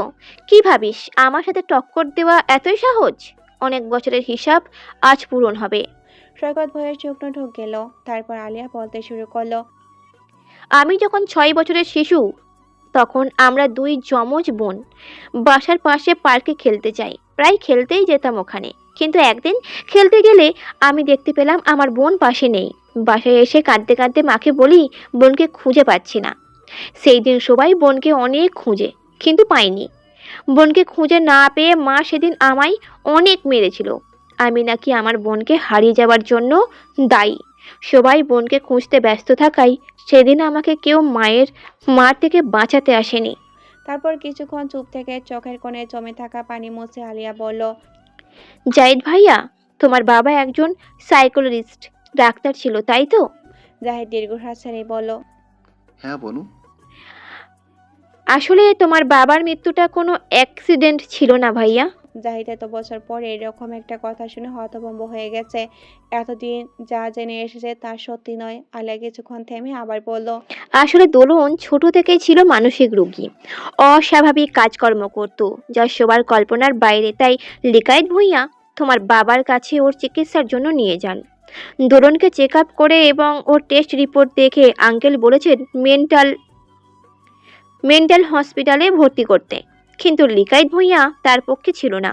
তাই আঙ্কেলকে বলেছিলেন যে ভবিষ্যতে ওকে নিয়ে বিরাট সমস্যায় পড়তে হতে পারে। তাই তিনি এই বিষয়ে ওরহানের বাবাকে জানাতে চান, কিন্তু উনি মানা করে তরুণের সম্পর্কে কিছু বলতে। তাই আঙ্কেল বলেন, তাহলে আমি নিজের দায়িত্বে আপনার মেয়েকে মেন্টাল হাসপাতালে আনার ব্যবস্থা করব। আর এই কথা বলাটা ছিল আঙ্কেলের জন্য কাল। সেদিন আঙ্কেল বাড়ি ফিরে যখন তোমার ছোট বোন আর আন্টিকে নিয়ে ওরহানের বাসায় যাচ্ছিল, তার আগে লিকায়েত ভূঁইয়া তার গাড়ির ইঞ্জিনের লোক দিয়ে ছোট একটা রিমোট কন্ট্রোল বোমা ফিট করে রেখেছিল। আমরা দুই বোন যখন আমাদের বাসায় পাশের পার্কে খেলছিলাম, তখন লিকায়েত ভূঁইয়া সেখানেই গাছের আড়ালে লুকিয়েছিল। আঙ্কেলের গাড়ি ওই পার্কের কাছে আসতেই তিনি রিমোট চেপে ব্লাস্ট করে দেন। খুন করেন তোমার বাবা মা বোনকে। আর মাঝখান থেকে আমার বোন সেটা দেখে ফেলেছিল বলে ওকেও মেরে ফেলতে চেয়েছিল, কিন্তু ও ভয়ে সেখান থেকে দৌড়ে দিক বেদিক না ভেবে কোথাও চলে যায়, নিজেও জানে না। পরে এক অনাথ আশ্রমের লোকের হাতেও পড়ে যায়, বিধায় লোকটি ওকে অনাথ আশ্রমে নিয়ে যায়। আর আমি এতদিনে মায়ের কাছে বোন হারানোর দায়ে মাথায় নিয়ে ফেলনা হয়ে যাই। সবাই আলিয়ার কথায় অবাক হয়ে যায়। জাহিদ তো কথা বলে ভাষা হারিয়ে ফেলেছে। রিয়াদ আর অরহান জাহিদকে শক্ত করে জড়িয়ে ধরে। জাহিদ হু হু করে কেঁদে উঠল। হল রুম জুড়ে পিনপতা নীরবতা বিরাজ করছে। সবাই কিছু বলার ভাষা হারিয়ে ফেলেছে। হঠাৎ লিয়াকত বলে উঠল, মিথ্যে বলছিস তুই? খারাপ মেয়ে, আমাকে মিথ্যে কথা বলে ফাঁসাচ্ছিস? অরহান রেগেই বলে উঠল, তোমরা দুই ভাই বোন ওকে খালি মিথ্যাবাদী বানাও। সব সত্য তোমরাই বলো নাকি? তুমি নিজেও জানো তুমি একজন কালো ব্যবসায়ী, স্মাগলার, অনেকগুলো খুনির আসামি। তোমার ছেলে মেয়ে সহ তুমিও ইন্টারন্যাশনাল ক্রিমিনাল। লিয়াকত ভূঁইয়া নিজের সম্পর্কে বোনের ছেলের মুখে শুনে ভয়ে চুপসে যায়। আলিয়া বলে ওঠে, কি ভেবেছিলেন আপনি? আপনার কর্মের কথা আমি শুধু জানি। ভুল মামু শ্বশুর। ওরহান আমার অনেক আগে থেকেই জানে। আমি এখানে আছি বলে ওই যে 4 জন দানবের শরীরের মতো মানব দেখছেন, ওরা চুপ করে আছে, নয়তো ওদের বুকে মায়া দয়া কিচ্ছু নেই। এতক্ষণে ওপরের টিকিট কনফার্ম করে দিত। যাই হোক, এখন শুরু করি সৈকত ভূঁইয়ার কথা। কি বলবো, কি করছেন আপনি আমার সাথে? আর কিভাবে আপনাকে চিনি? আবু তুমি বলে বলবো আমি আমার ভেতরের কষ্টের কথা। রহমান সাহেব অসহায় চোখে আলিয়ার দিকে তাকায়। সৈকত ভয়ে গলা শুকিয়ে যায়। আলিয়ার চোখের কোণে পানি চিকচিক করছে। তারপরেও বলা শুরু করে, লিকায়েত ভূঁইয়ার ওয়াইফ আমার মায়ের দূর সম্পর্কের আত্মীয় ছিল, তাই সেই সুবাদে সৈকত আমাদের বাসায় আসতো। কিন্তু ওটা আসলে বাসায় আসা না বলে না, এক ছোট্ট বাচ্চার দিকে লোলুপ দৃষ্টি দেওয়ার বলে। মায়েরা নাকি সন্তানের জন্য সবচাইতে নিরাপদ স্থান। কিন্তু আমার মা তার এক মেয়েকে হারানোর ব্যথায় এতটাই বিভোর ছিল যে, আমার প্রতি এতটাই রাগ ক্ষোভ ছিল যে তার ছোট মেয়েটা দিন দিন নিরাপত্তাহীনতায় ভুগছে বুঝতে চাইতো না। যার সুযোগে সৈকত আমার মতো ছোট 8 বছরের বাচ্চার সাথে খারাপ কাজ করতে চাইছিল, কিন্তু ভাগ্য সহায় ছিল বিধায় বেঁচে গিয়েছিলাম। আব্বু হয়তো কিছু একটা টের পেয়েছিল, তাই তাদের বাসায় আসতে নিষেধ করে দেয়। সেখানেও আমার মা আমায় দোষী বানায়। আমি কারো ভালো দেখতে পারি না বলে হু হু করে আলিয়া কেঁদে দেয়। লুবানা আর রিয়া আলিয়ার পাশে বসে জড়িয়ে ধরে। আলিয়ার কান্না দেখে আলিয়ার চোখের করে পানি চলে আসে, কিন্তু কিছু বলতে পারছে না। আলিয়া নিষেধ আছে, আজ যা কথা বলবে আলিয়াই বলবে। তারপর আলিয়া নিজেকে শান্ত করেই বলে উঠল, যাক, এই বিষয়ে এখানে শেষ নয়। আমার জীবনে আরো অনেক উত্থান পতন এসেছে। সে যাই হোক, লিকায়েত ভূঁইয়ার সব সময় আমাদের আর ওরহানাদের প্রপার্টির ওপর লোভ ছিল। আর তার ওয়াইফকে আমার মাকে ভুলভাল কথা বলতো, আমার নামে বানিয়ে ফোন দিয়ে। আর শারমিন আন্টির আপনার স্বামীকে আপনার ভাই বালিশ চাপা দিয়ে মেরে হার্ট অ্যাটাকে মেরে দিয়েছে। ওরহান তখন দেশে ছিল না, তাই আপনি বিষয়টা বুঝতেও পারেননি, শুধুমাত্র প্রপার্টি হাতানোর জন্যই। আলিয়ার এই কথা তো পুরো হল রুমে বিস্মরণের মতো কাজ করলো। শারমিনারা তো এই কথা শুনে পাথর হয়ে গেল। অরহান রাগে হাত মুঠিবদ্ধ করে ফেললো। আলিয়া আবার বলা শুরু করলো, দোলন আর ওনাদের পালিত মেয়ে মিলি সৈকতের ছোটবেলা থেকে অসুস্থ মস্তিষ্কের মানুষ, তার ভেতর দোলন বেশি। আঙ্কেল অনেক আগে থেকে লিকায়েতের আচার ব্যবহারে সন্দেহ শুরু করেছিলেন, যার জন্য ওরহানের নামে সমস্ত প্রপার্টি উইল করে দিয়ে যান। লিকায়েত জানতে পেরে ওরহানের জীবনে 2 মেয়েকে ঢুকানোর জন্য উঠে পড়ে লাগে। যাই হোক, এখন আমার গল্প বলি। মনে আছে লুবানা, আমরা যখন কলেজে পড়ি তখন আমাদের আগে পিছে একটা ছেলে আপু আপু বলে মাথা খারাপ করে ফেলতো আর বলতো, তোমাকে এত কিউট লাগে আপি, আমার ভাইয়ার জন্য তোমাকে নিয়ে যাব। আমি তখন হেসে ওর মাথায় চুল এলোমেলো করে দিতাম। সেই ছেলেটি আর কেউ নয়, কায়সার মির্জার ছোট ভাই কবির মির্জা, যাকে ওই নরখাদক দোলন ওর সঙ্গীদের নিয়ে কলেজের পেছনে স্টোর রুমে নিয়ে শরীরের জ্বালা মিটিয়ে ওর শরীর থেকে রক্ত বের করে খাচ্ছিল, যা আমি সেদিন নিজের চোখে দেখেছি। আর সেদিন ফোন পুলিশের গাড়ির সাইরেন বাজিয়ে আমি ওদের ওখান থেকে তাড়িয়ে বাঁচিয়েছিলাম আব্বুর সাহায্যে। কাউসার আলিয়ার কথায় আলিয়ার দিকে কৃতজ্ঞতার চোখে তাকালো।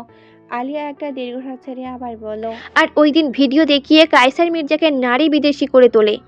লিখায় তার সৈকত বিভিন্নভাবে ব্ল্যাকমেল করে কায়সার মির্জাকে অপরাধ জগতে নিয়ে আসে। আর দোলন সেই যেই জাল চেলেছে তা তো কল্পনার বাইরে। আলিয়া বাঁকা হেসে বলল, এত বুদ্ধি ছিল তোর পেটে, সত্যি ভাবতে অবাক লাগে। আমি কি বোকা ছিলাম আজ বুঝছি। কিন্তু তুই আগুনে হাত দিয়ে ফেলেছিস দোলন, আমার জীবনের সব সুখগুলো কেড়ে নিয়েছিস। এবার আমি তোকে আগুনে ঝলসে দেব। বলে আলিয়া রহস্যময় হাসি দেয়। সবাই যখন নীরব দলন তখন হঠাৎ বলে উঠল, তুই তাহলে অনেক আগের থেকে আমাকে চিনিস আলেয়া? এমন কথায় দলনের মুখে শুনে সবাই আলিয়ার দিকে উৎসুক দৃষ্টিতে তাকালো। আলিয়া তখন বাঁকা হেসেই বলে উঠল, চিনাটা কি স্বাভাবিক নয়? চল এক এক করে বলি। তুই দেশে ফেরত এসেছিস সম্ভবত 9 বছর আগে, আমি ভুল না হলে নিজের আইডেন্টিটি লুকানোর জন্য। কবিরের সাথে ওই খারাপ কাজ করার পর কায়সার মির্জাকে ব্ল্যাকমেল করে নারীদের খারাপ বানাস, মূলত এই ভিডিও দেখিয়ে, যেটাতে তুই ছিলিস কিন্তু পাশ থেকে দেখা যায়নি। এইটা বিষয়টা গেল। তুই খুব ভালো করে জানতিস ওরহান আমাকে ভালোবাসে, তাই মিলিকে দিয়ে নাটক করিয়ে শারমিন আন্টিকে আর আমার মায়ের মনে আমায় নিয়ে ভুলভ্রান্তির সৃষ্টি করিস। এটা তো তোর ছিল আমাকে পথ থেকে সরানো। যাক, এই বিষয় নিয়ে এখানে শেষ করিসনি। তুই আমার প্রতি নজর রেখে প্রিন্স সম্পর্কে জানতে পারিস। প্রিন্সের যেহেতু ফেসবুকে মেয়েদের সাথে কথা বলার একটা অভ্যাস আছে, তুই সেটাকেও কাজে লাগাস। প্রিন্স তোর ফাঁদে পা দেয়। তুই বুঝেছিলিস হয়তো প্রিন্সের কাছে ধোঁকা খেয়ে আমি সুসাইড করব, কিন্তু দেখলিস তার উল্টো হলো। আর আবারও ফন্দি করে মিলিকে কাজে লাগিয়ে আমার জীবনটাকে শেষ করার জন্য উঠে পড়ে লাগলি। আর কিছুক্ষণ থেমে আবার বলল, সেদিন যখন দেখলি ওরহান বিদেশ চলে গেছে, আমার বিয়ে করতে নাকচ করাই, তখন মুখম চালটা তুই দিয়েছিলিস না দোলন? দলন আলিয়ার কাছে নিজের করা কাজগুলো সম্পর্কে শুনে ভয়ে শুকনো ঢোক গেল। আলি কিছুটা গম্ভীর কণ্ঠেই বলে উঠল, পরপুরুষের সাথে আমার মুখ এডিট করে ছবি আমার মাকে তুই পাঠিয়েছিলিস মিলিকে দিয়ে, ঠিক না? শারমিন আন্টিকে ওই ছবিগুলো মিলিকে দিয়েই তুই দেখিয়েছিলিস, ঠিক না দোলন? আসলে এডিটের পিছনে ছবিগুলো তোর, আমি 100% শিওর। আমাকে এই দুইজনের চোখে খারাপ করে দিয়ে চূড়ান্ত চালটা দিস আমাকে যেদিন মা মেরে বাসা থেকে বের করে দেয়। আলিয়ার কথা শুনে লোবানা, জাহিদ, অরহান, রিয়াদ বাদে সবাই চমকে উঠল। আলিয়া দীর্ঘশ্বাস ছেড়ে বলে উঠল, সেদিন গেটের বাইরে তুই তোর চামচাদের পাঠিয়েছিলিস আমাকে মেরে ফেলতে, সাথে আরও অনেক কিছু করতে, সেসব না হয় বলাই ভালো। রাহেলা খাতুন হঠাৎ বলে উঠল, মানে কি হয়েছিল সেদিন? আলেয়ার বাবা, কি হয়েছিল তোমার মেয়ে? বলো আমাকে। রহমান সাহেব চোখ মুখ শক্ত করে দাঁড়িয়ে আছেন। জাহিদ হঠাৎ তাচ্ছিল্য কণ্ঠে বলে উঠল, এতদিন যেহেতু জানেননি আজ জানতে চাইবেন না। খালি বলবো আপনার মতো অবিবেচক মা আল্লাহ কাউকে যেন না দেয়, যার জন্য মেয়েকে আজ পর্যন্ত কষ্ট পেতে হয় মানসিক যন্ত্রণা। রাহেলা খাতুন নীরবে চোখে জল ছেড়ে দিলেন। সত্যি নিজেকে আজ বড্ড অপরাধী মনে হচ্ছে। আলিয়া বলে উঠল, জাহিদ ভাইয়া থাক এসব কথা, কে কি তা আমি জানি না। তুমি আমার বাবার ফ্যামিলি এটা আমি জানি আজ 8টা বছর ধরে। মেয়ের এই কথায় রাহেলা খাতুনের বুকে তীরের মতো বিঁধল। নিজের করা কর্মের জন্য আজ মেয়ের মন থেকে যে তিনি উঠে গেছেন তা ভালোভাবেই তিনি বুঝতে পারছেন।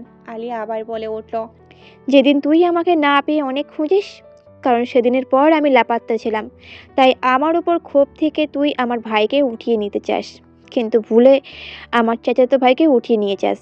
দেখ কি সুন্দর সব হিসাব মিলে গেছে। সাইকোর সাথে যুদ্ধ করতে গেলে সাইকো হতে হয়। দেখ আমিও তোর মতো পুরোই সাইকো, কিন্তু তফাৎ অনেক। তুই পাপি সাইকো আর আমি পাপিকে উপড়ে ফেলতে, অন্যায় ধ্বংস করতে, নিজের বিভিন্ন পরিস্থিতির শিকার হতে প্রতিবাদী এক নারী psycho. Yes, I M A psycho. শেষের কথাগুলো জোরে বলে সোফা থেকে উত্তেজিত হয়ে উঠে গেল। তারপর দলিনের কাছে যেয়ে হাঁটুর উপর ভর দিয়ে বসে বলল, তুই যেদিন ওরহানের দেওয়া পার্টিতে আসিস সেদিনই আমি তোকে ধরে ফেলি, কিন্তু ওই মানুষটার পাশে মেনে নিতে কষ্ট হচ্ছিল। তারপর ভাবি কেউ কাউকে ধোঁকা দিলে তার সাথে এমনই হয়। সেদিন আমার আর ওরহানের আইনত বিয়ে হয়েছিল, যা আমার বাবা নিজে বসে থেকে দিয়েছিলেন। যারা এই কাজ করেছিল তারা জানে আমি বিষয়টা জানি না, কিন্তু আমি সব জানি। আলিয়ার কথায় জাহিদ অরহানের পিছনে চেয়ে দাঁড়ায়। রহমান সাহেব কেসে উঠল। লুবানা রিয়ার পিছনে লুকায়। আলিয়া ওদের অবস্থা দেখে বাঁকা হেসেই বলল, সাম্রাজ্যের কেমন কিং আপনি, কিছু আড়াল করতে পারলেন না? অরহান মুস্কি হেসেই বলল, কিং এর কুইন তো বেশি চালাক দেখা যায়, তাহলে বলতে হবে জেনে শুনে বিষপান করেছেন বেগম। আলিয়া ডোন্ট কেয়ার ভাব নিয়ে বলল, কি জানি, উত্তর দিতে পারলাম না, দুঃখিত। যাই হোক, তারপর থেকে আমার পরিচয় না জেনেই তুই আমার পিছে, আর আমার একটু সতর্কতার কারণে তোর প্ল্যান ফ্লপ হয়ে যায়। আমি যখন খাদে পড়ে গিয়েছিলাম তখন স্পষ্ট তোকে রাস্তার কিনারে দেখেছিলাম, হাতের এই ব্রেসলেটটা সহ। বিশ্বাস কর, তোকে কেউ না চিনলেও আমি চিনে যাই, কিন্তু আমাকে মারার উদ্দেশ্য জানতাম না। হাসপাতালে এসে সেদিন তুই আমার সব সন্দেহ একদম 100% সত্যি করে দিস। তখন দুইয়ে দুইয়ে শুধু 4 না, একদম সব আমার চোখের সামনে এসে বলে এই হচ্ছে এই এত বছরের রহস্যের সমাধান। দেখ, আজ সব একদম পানির মতো পরিষ্কার। বলেই ওর সামনে থেকে উঠে মানিকের হাত থেকে পানির বোতল নিয়ে ঠোক ঠক করে পানি খেলো। আবার সবাই আলিয়ার দিকে তাকিয়ে আছে। এই কি সেই ভীতু চুপচাপ সহজ সরল মেয়েটা? সবাই যখন অবাক হয়ে আলিয়ার দিকে তাকিয়ে আছে তখন শারমিনারা বললেন আলিয়াকে। আলিয়া বাঁকা হেসেই বলল, তুমি এতক্ষণ যে আমার ভাইয়ের পরিবার নিয়ে এত কথা বললে, তার প্রমাণ আছে কোনো? এগুলো যে সত্য তা কি করে বুঝবো? আমি প্রমাণ দিতে বাধ্য নই, আর আপনার বিশ্বাস করা বা না করা দিয়ে আমার কিচ্ছু যায় আসে না আন্টি। যারা এতদিন কষ্টে ছিল তারা আজ মুক্ত, কয়েকটা শয়তানের হাত থেকে, তাতেই আমি খুশি। শারমিনারা আবার জোরে আলিয়ার গালে চড় মেরে বলল, বিয়াদব মেয়ে, এই তোর শিক্ষা? মিথ্যাবাদী, আমার ফ্যামিলিটাকে শেষ করার জন্য উঠে পড়ে লেগেছে। জাহিদ কবির দৌড়ে আলিয়ার কাছে এসে আলিয়াকে ধরে দাঁড়ায়। কবির বলল, আমার শীষকে আর একটা খারাপ কথা বলবেন না। আপনি কি করে বুঝবেন আমার শীষ আমার মতো আরো অনেক ছেলে মেয়েদের জন্য আদর্শ? কত ছেলে মেয়েকে ওই নরপিশাচদের হাত থেকে বাঁচিয়েছে জানেন আপনি? জাহিদ রেগে গেল। অরহান, তোর মাকে সামলা, নয়তো আমি ভুলে যাব তুই আমার বন্ধু। আমার বোনকে কথা নয় বার্তা নয় আঘাত করে আমি সহ্য করব না। সহ্য করিস না, আমার তো এটা ভেবেই এখন সন্দেহ হচ্ছে ওনার ভাইয়ের সাথে উনিও যুক্ত, নয়তো আমার বাবার মৃত্যুর পিছনে। শারমিনারা রেগেই বললেন, ওরান, আমি তোমার মা, তুমি এভাবে আমাকে অপমানজনক কথা বলতে পারো না। ভুলে যেও না, তোমার বাবা হওয়ার আগে উনি আমার স্বামী ছিলেন। বলে কেটে দিল। আলিয়ার অবস্থা বেগতিক দেখেই বলল, ওরহান, সময় খুব কম, এখান থেকে বের হন, সময় আছে 15 মিনিট, বোমা ফাটবে। ওরা বাধা অবস্থায় আছে, থাক, নিজেদের প্রণাজালে নিজেরা জান দিক, ওটাই ওদের শাস্তি। সবাই বের হন এখান থেকে, অনুরোধ করছি। আলিয়ার কথায় সবাই ভয় পেয়ে ফার্ম হাউস থেকে বের হতে শুরু করলো। সবাই বের হয়ে গাড়িতে উঠে যায়। ঠিক সেই সময় রাহেলা খাতুন বলে উঠলেন, আমি চাই না আমার মেয়ে খুনি খেতাব পাক, তাই বলছি হাতে সময় থাকলে ওদের বের করে নিয়ে আসো আর আইনের হাতে তুলে দাও। শারমিনারা বলে উঠলেন, আমার পুরো পরিবার ধ্বংস করে তুই কোনোদিন ভালো থাকবি না কাল নাগিনী। অরহান সব কিছু শুনে রেগেই বলল, সবাই কি পাগল হয়ে গেছো?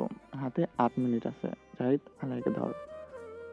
কিন্তু আলিয়া ততক্ষণে গাড়ি লক করে বের হয়ে মানিকের কাছে চাবি দিয়ে শেষবারের মতো পিছনের দিকে তাকিয়ে সবাইকে দেখে রহমান সাহেব কেঁদে বলেন, অরহান, আলিয়া আমার বুকের মানিক। অরহান গাড়ির লক খোলার অনেক ট্রাই করে, না পেরে অসহায় চোখে আলিয়া যাওয়ার দিকে তাকায়। মানিক আর আলিফ গার্ডদের নিয়ে 3টা গাড়ি পাহারা দিচ্ছে, আর আলিয়া যাওয়ার দিকে তাকিয়ে চোখের পানি ফেলছে। জাহিদ তো কেঁদেই দেয়। অরহান না পারতে আলিয়াকে ফোন দেয়। আলিয়া ততক্ষণে সবাইকে ধরে গার্ডদের নিয়ে বাইরে পাঠিয়ে দিয়েছে, কিন্তু হাতে 30 সেকেন্ড সময় দেখে ছাদে চলে যায় ফার্ম হাউসের।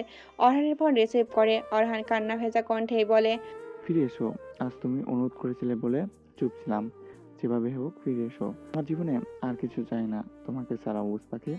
সইতে পারবো না তুমি না। আলে অসহায় গলায় বলল, ওরহান, একটা কথা বলিনি কখনো আপনাকে, তার আগে বলি, ওদের আইনের হাতে ওদের আইনের হাতে সর্বোচ্চ শাস্তি ব্যবস্থা করবেন। আমি কারো আর অপরাধ অভিশাপ সইতে পারছি না, বড্ড ক্লান্ত। আপনাকে আমি অনেক ভালোবাসি ওরহান। ইচ্ছে ছিল আরও অনেকটা পথ চলার, হলো না, দিল না ওরা আপনার বুকে মাথা রেখে নিজের ক্লান্তি দূর করতে। ভালো থাকবেন। বলে ফোন কেটে দিল। সাথে সাথে বিস্মরণের শব্দে সবাই ফার্মহাউসের দিকে তাকালো, কিন্তু ততক্ষণে সব শেষ। অর্ণব চিৎকার দিয়ে খালি বলেছিল আপু, বলে জ্ঞান হারালো। অরহান পাথরের মতো বসে থাকে, প্রিন্স সহ বাকি বন্ধুরা কেঁদে ফেলে। রায়লা খাতুন পাথর হয়ে বসে থাকে। লোবানা, রিয়াদ, অনিকা, রিয়া চড়ে চড়ে কাঁদতে থাকে। এলিনা শুধু ভেজা নয়নে নিজের জরা বনের শেষ হওয়া দেখে রহমান সাহেব বলে উঠলেন, শান্তি, আজ থেকে সবাই ভালো থাকবে। আমার বুকের মানিককে খুনি উপাধি, কান্নাগ্নি উপাধি আর নিতে হবে না। বলে হু হু করে কেঁদে উঠল। তবে কি আজ দুনিয়ার থেকে এক প্রতিবাদী নারী চলে গেল? দেয়ালে টানা টানা বড় একটা ছবির সামনে দাঁড়িয়ে আছে অরহান। আজ 2 বছর পর স্বাভাবিক জীবনযাত্রায় ফিরতে চলেছে। সকালে উঠে আগের প্রিয়সীর ছবিটা দেখা তার নিত্যদিনের কাজ, আজও তার ব্যতিক্রম নয়। সেই সময় জাহিদ আর রিয়াদ অরহানের রুমে ঢুকে অরহান আলিয়ার ছবির সামনে দাঁড়িয়ে দেখে দীর্ঘশ্বাস ছাড়ে। জাহিদ অরহানের কাঁধে হাত রাখতে অরহান ওদের দিকে ফিরে তাকায়। তারপর জাহিদ অরহানকে বলে, আসলে সেদিন কি হয়েছিল বলবি কি? এতদিন তোকে বিরক্ত করতে মানা করেছিস, তাই করিনি। নিজেকে 2টা বছর ঘর বন্দি করে রাখলি, কারোর সাথে কথা অবধি বলতি না। ইচ্ছে করলে সেদিন আলেয়াকে তুই বাঁচাতে পারতি, তোর মায়ের কথার সমস্ত জবাব দিতে পারতি। কেন তুই চুপ থাকলি? অরহান আলিয়া ছবির দিকে তাকিয়ে বলে উঠল, সেদিন ইচ্ছে করলে আমি সব করতে পারতাম। সকালে তার জন্য বাসা থেকে তাড়াহুড়ো করে বের হয়ে গেছিলাম। আমার টিমও রেডি ছিল, কিন্তু মাঝখান থেকে আলিয়ার একটা মেসেজ আমাকে চুপ থাকতে বাধ্য করেছে। কাপুরুষের মতো সেদিন আলিয়া যা করেছে দেখেছি, কিন্তু আমি কিছু করতে পারিনি। যাও একটু কথা বলেছি, তাতে আলিয়া চোখ রাঙিয়ে দিয়ে চুপ থাকতে বলেছে। রিয়াদ ভুরু কুঁচকেই বলল, কারণটা এখন তো না হলে বল। দেখ, আলুয়া যেমন তোর বউ ছিল, আমাদের সবচেয়েতে কাছের একজন ছিল। ছোট বোন হিসাবে কম ভালোবাসেনি। জাহিদকে দেখ কি অবস্থা করেছে নিজের। আলুয়ার বাবা রুমিবন্দি করেছেন নিজেকে। তাই জানতে চাই, কি এমন কথা যার জন্য আলুয়া তোকে সম্পূর্ণ চুপ রেখেছে? অরহান দীর্ঘশ্বাস ছেড়ে বলল, সেদিন আলিয়া সব রহস্য বলেনি। মানে? আসলে শারমিনারা আমার মা নন, উনি আমার বাবার দ্বিতীয় ওয়াইফ, যা আমরা 2 ভাই বোন জানতাম না। জাহিদ রিয়াদ অবাক হয়ে জিজ্ঞাসা করল, হোয়াট? কি বলিস তুই?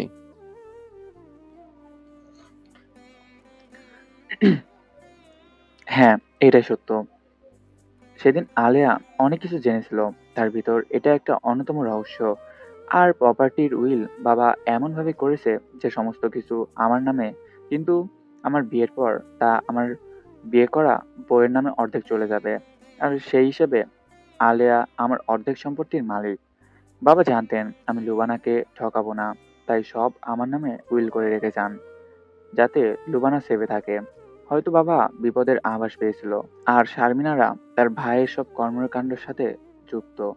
আর আমার নামে সম্পত্তি হাতানোর জন্যই উনি এমন করেছেন। উনি আমার মায়ের বান্ধবী ছিল। আমার বয়স যখন 4.5 আর লুবানার যখন 3 মাস, তখন তিনি কৌশলে মাকে বাবার জীবন থেকে সরিয়ে দেন আর মায়ের জায়গা দখল করে বাবার দুর্বলতার সুযোগে। কারণ বাবা আমাদের মতো ছোট বাচ্চাদের নিয়ে কি আর বা করতেন। আমরা ছোট ছিলাম দেখে আমরা জানতেই পারিনি উনি আমার সৎ মা, কিন্তু সৎ মায়ের আড়ালে ডাইনি। তাহলে আলেয়া কেন সেদিন সব খোলসা করলেও এই বিষয়টা চেপে যায়? আর এর কারণেই উনি বারবার আমার ফ্যামিলি ধ্বংস করলি বলেছিল আলেয়াকে? অরহান জাহিদের দিকে তাকিয়ে ছলছল চোখেই বলল, আলিয়া সেদিন এ বিষয়ে বলেনি, কারণ আমার মা বেঁচে আছে, কিন্তু কোথায় আছে আলিয়া জানতো না। না, আমি জানি। একমাত্র আমার মাকে যে উনি কোনো ক্ষতি না করে, তাই আলিয়া চুপ ছিল ওনার বিষয়ে, আর আমাকেও।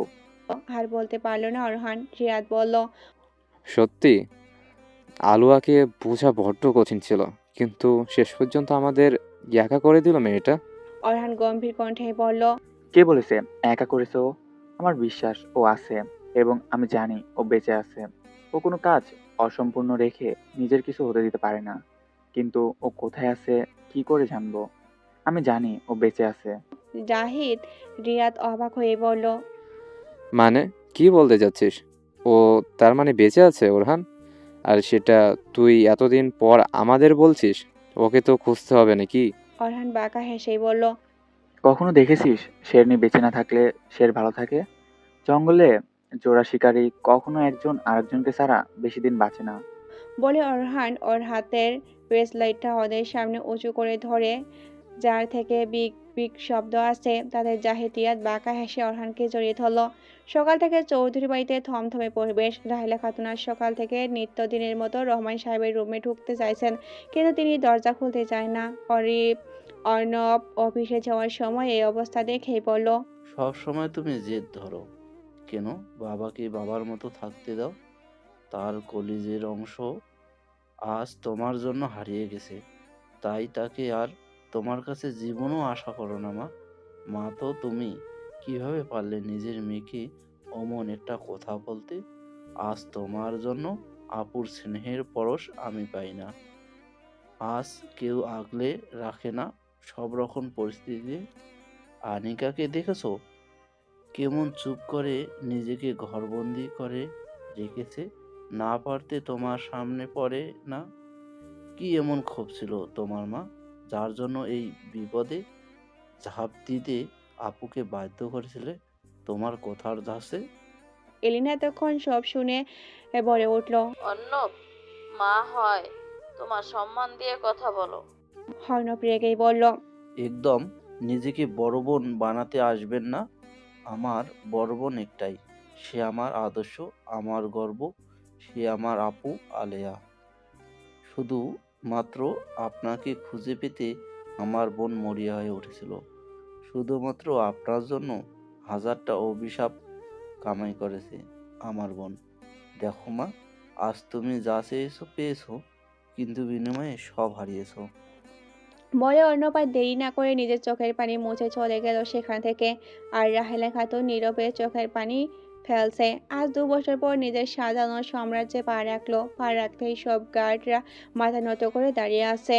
নিজের আসনে বসে নাজিমকে ডাক দিল। নাজিম আসতেই অরহান বলল, কি খবর নাজিম? আমার অবর্তমানে তো ভালোই কাজ চালিয়ে নিয়েছো দেখছি। নাজিম মনমরা হয়ে বলল, স্যার, আজ অনেক বছর ধরে তো আপনার সাথে আছি। কোথায় কি করতে হবে সবই আমার আর জানা। আপনি চেয়েছিলেন ম্যামকে হারিয়ে একাকিত্ব কাটাতে, তাই সব দায়িত্ব নিজ কাঁধে নিয়েছি। কিন্তু আজ একটা কথা বলি স্যার, সত্যি ম্যাম স্যার আপনাকে অসম্পূর্ণ লাগছে। অরহান বলে উঠল, খুব তাড়াতাড়ি আবার সম্পূর্ণ হতে চাই, তাই যত তাড়াতাড়ি সম্ভব আমার নেটওয়ার্কগুলো কাজে লাগাও। আর আমার মেহমানদের কি খবর? নাজিম বাঁকা হেসেই বলল, স্যার, 50 ডিগ্রি চলছে কাল থেকে। একেবারে মেরে দিও না, অনেক হিসাব বাকি। তোমার ম্যাম চেয়েছিল আইনের হাতে তুলে দিয়েছিলাম, কিন্তু শয়তানগুলোকে যে শাস্তি দিল না আইন, একটুও পছন্দ হলো না। তাই আর কি তোমাকে দিয়ে কাজটা সারালাম। যাই হোক, ফোন চেক করো, সব পেয়ে যাবে। আর আমার সুইজারল্যান্ডের যাওয়ার টিকিট বুক করো, কিন্তু একটা না 5টা করবে। নাজিম মাথা চুলকে বলল, 5টা কেন স্যার? আমার শান্তরূপ অনেক দেখিয়েছি শুধু তোমার ম্যামের জন্য। তোমার ম্যাম যেহেতু আমার শান্ত দেখতে পছন্দ করে না, তাই না হয় অশান্ত হই। নাজিম অবাক হয়ে বলল, মানে স্যার, আমি যা ভাবছি। অরহান সেখান থেকে বের হতে হতেই বলল, ইয়েস। নাজিম পজিটিভ উত্তর পেয়ে খুশিতে চোখের পানি ছেড়ে দিল, কারণ অরহানকে নাজিম সবসময় বড় ভাইয়ের মতো শ্রদ্ধা করে ভালোবাসে। আলিয়াহীন অরহানকে দেখা যাচ্ছে না, আর চেহারার হাল বেহাল করে ফেলেছে। জাহিদ খান ভিলার পিছনে দাঁড়িয়ে অরহানকে ফোন দেয়। অরহান ফোন রিসিভ করে হ্যালো বলতে জাহিদ বলল, all set up. Sharmin aunty কিচ্ছু বুঝতে পারবে না, সিভিল গার্ডরা অনেক সচেতন। অরহান সব শুনেই বলল, সব বুঝলাম। লুবানাকে বাসা থেকে বের হতে বলবি, খুব সাবধানে। রাত 2টায় ফ্লাইট আমাদের। কোথায় যাব? এত কথা না বলে লুবানা, রিয়াদ, তুই আর সাথে অর্ণবকে নিয়ে এয়ারপোর্টে চলে আসিস 11টার ভিতর। সবাই একসাথে এয়ারপোর্টে যাওয়া ঠিক হবে না। শারমিনারা খুব চতুর, যেই গেম সে স্টার্ট করেছে তা আমি শেষ করবো এবার। বুঝলাম, কিন্তু চাবিটা কোথায়? সুইজারল্যান্ড আগুন পাখি ধরতে। বলে ফোন কেটে আলিয়ার ছবি হাতে নিয়ে বসে দেখছে। হ্যালো ভিউয়ার্সরা, এখন আপনাদের কাছে একটা প্রশ্ন রইল, এখানে কি সত্যি সত্যি আমাদের নায়িকা মারা গেছে নাকি সে আবারও ফিরে আসবে? আপনাদের মতামত অবশ্যই কমেন্ট করে জানাবেন। দেখা হচ্ছে আগামীকাল।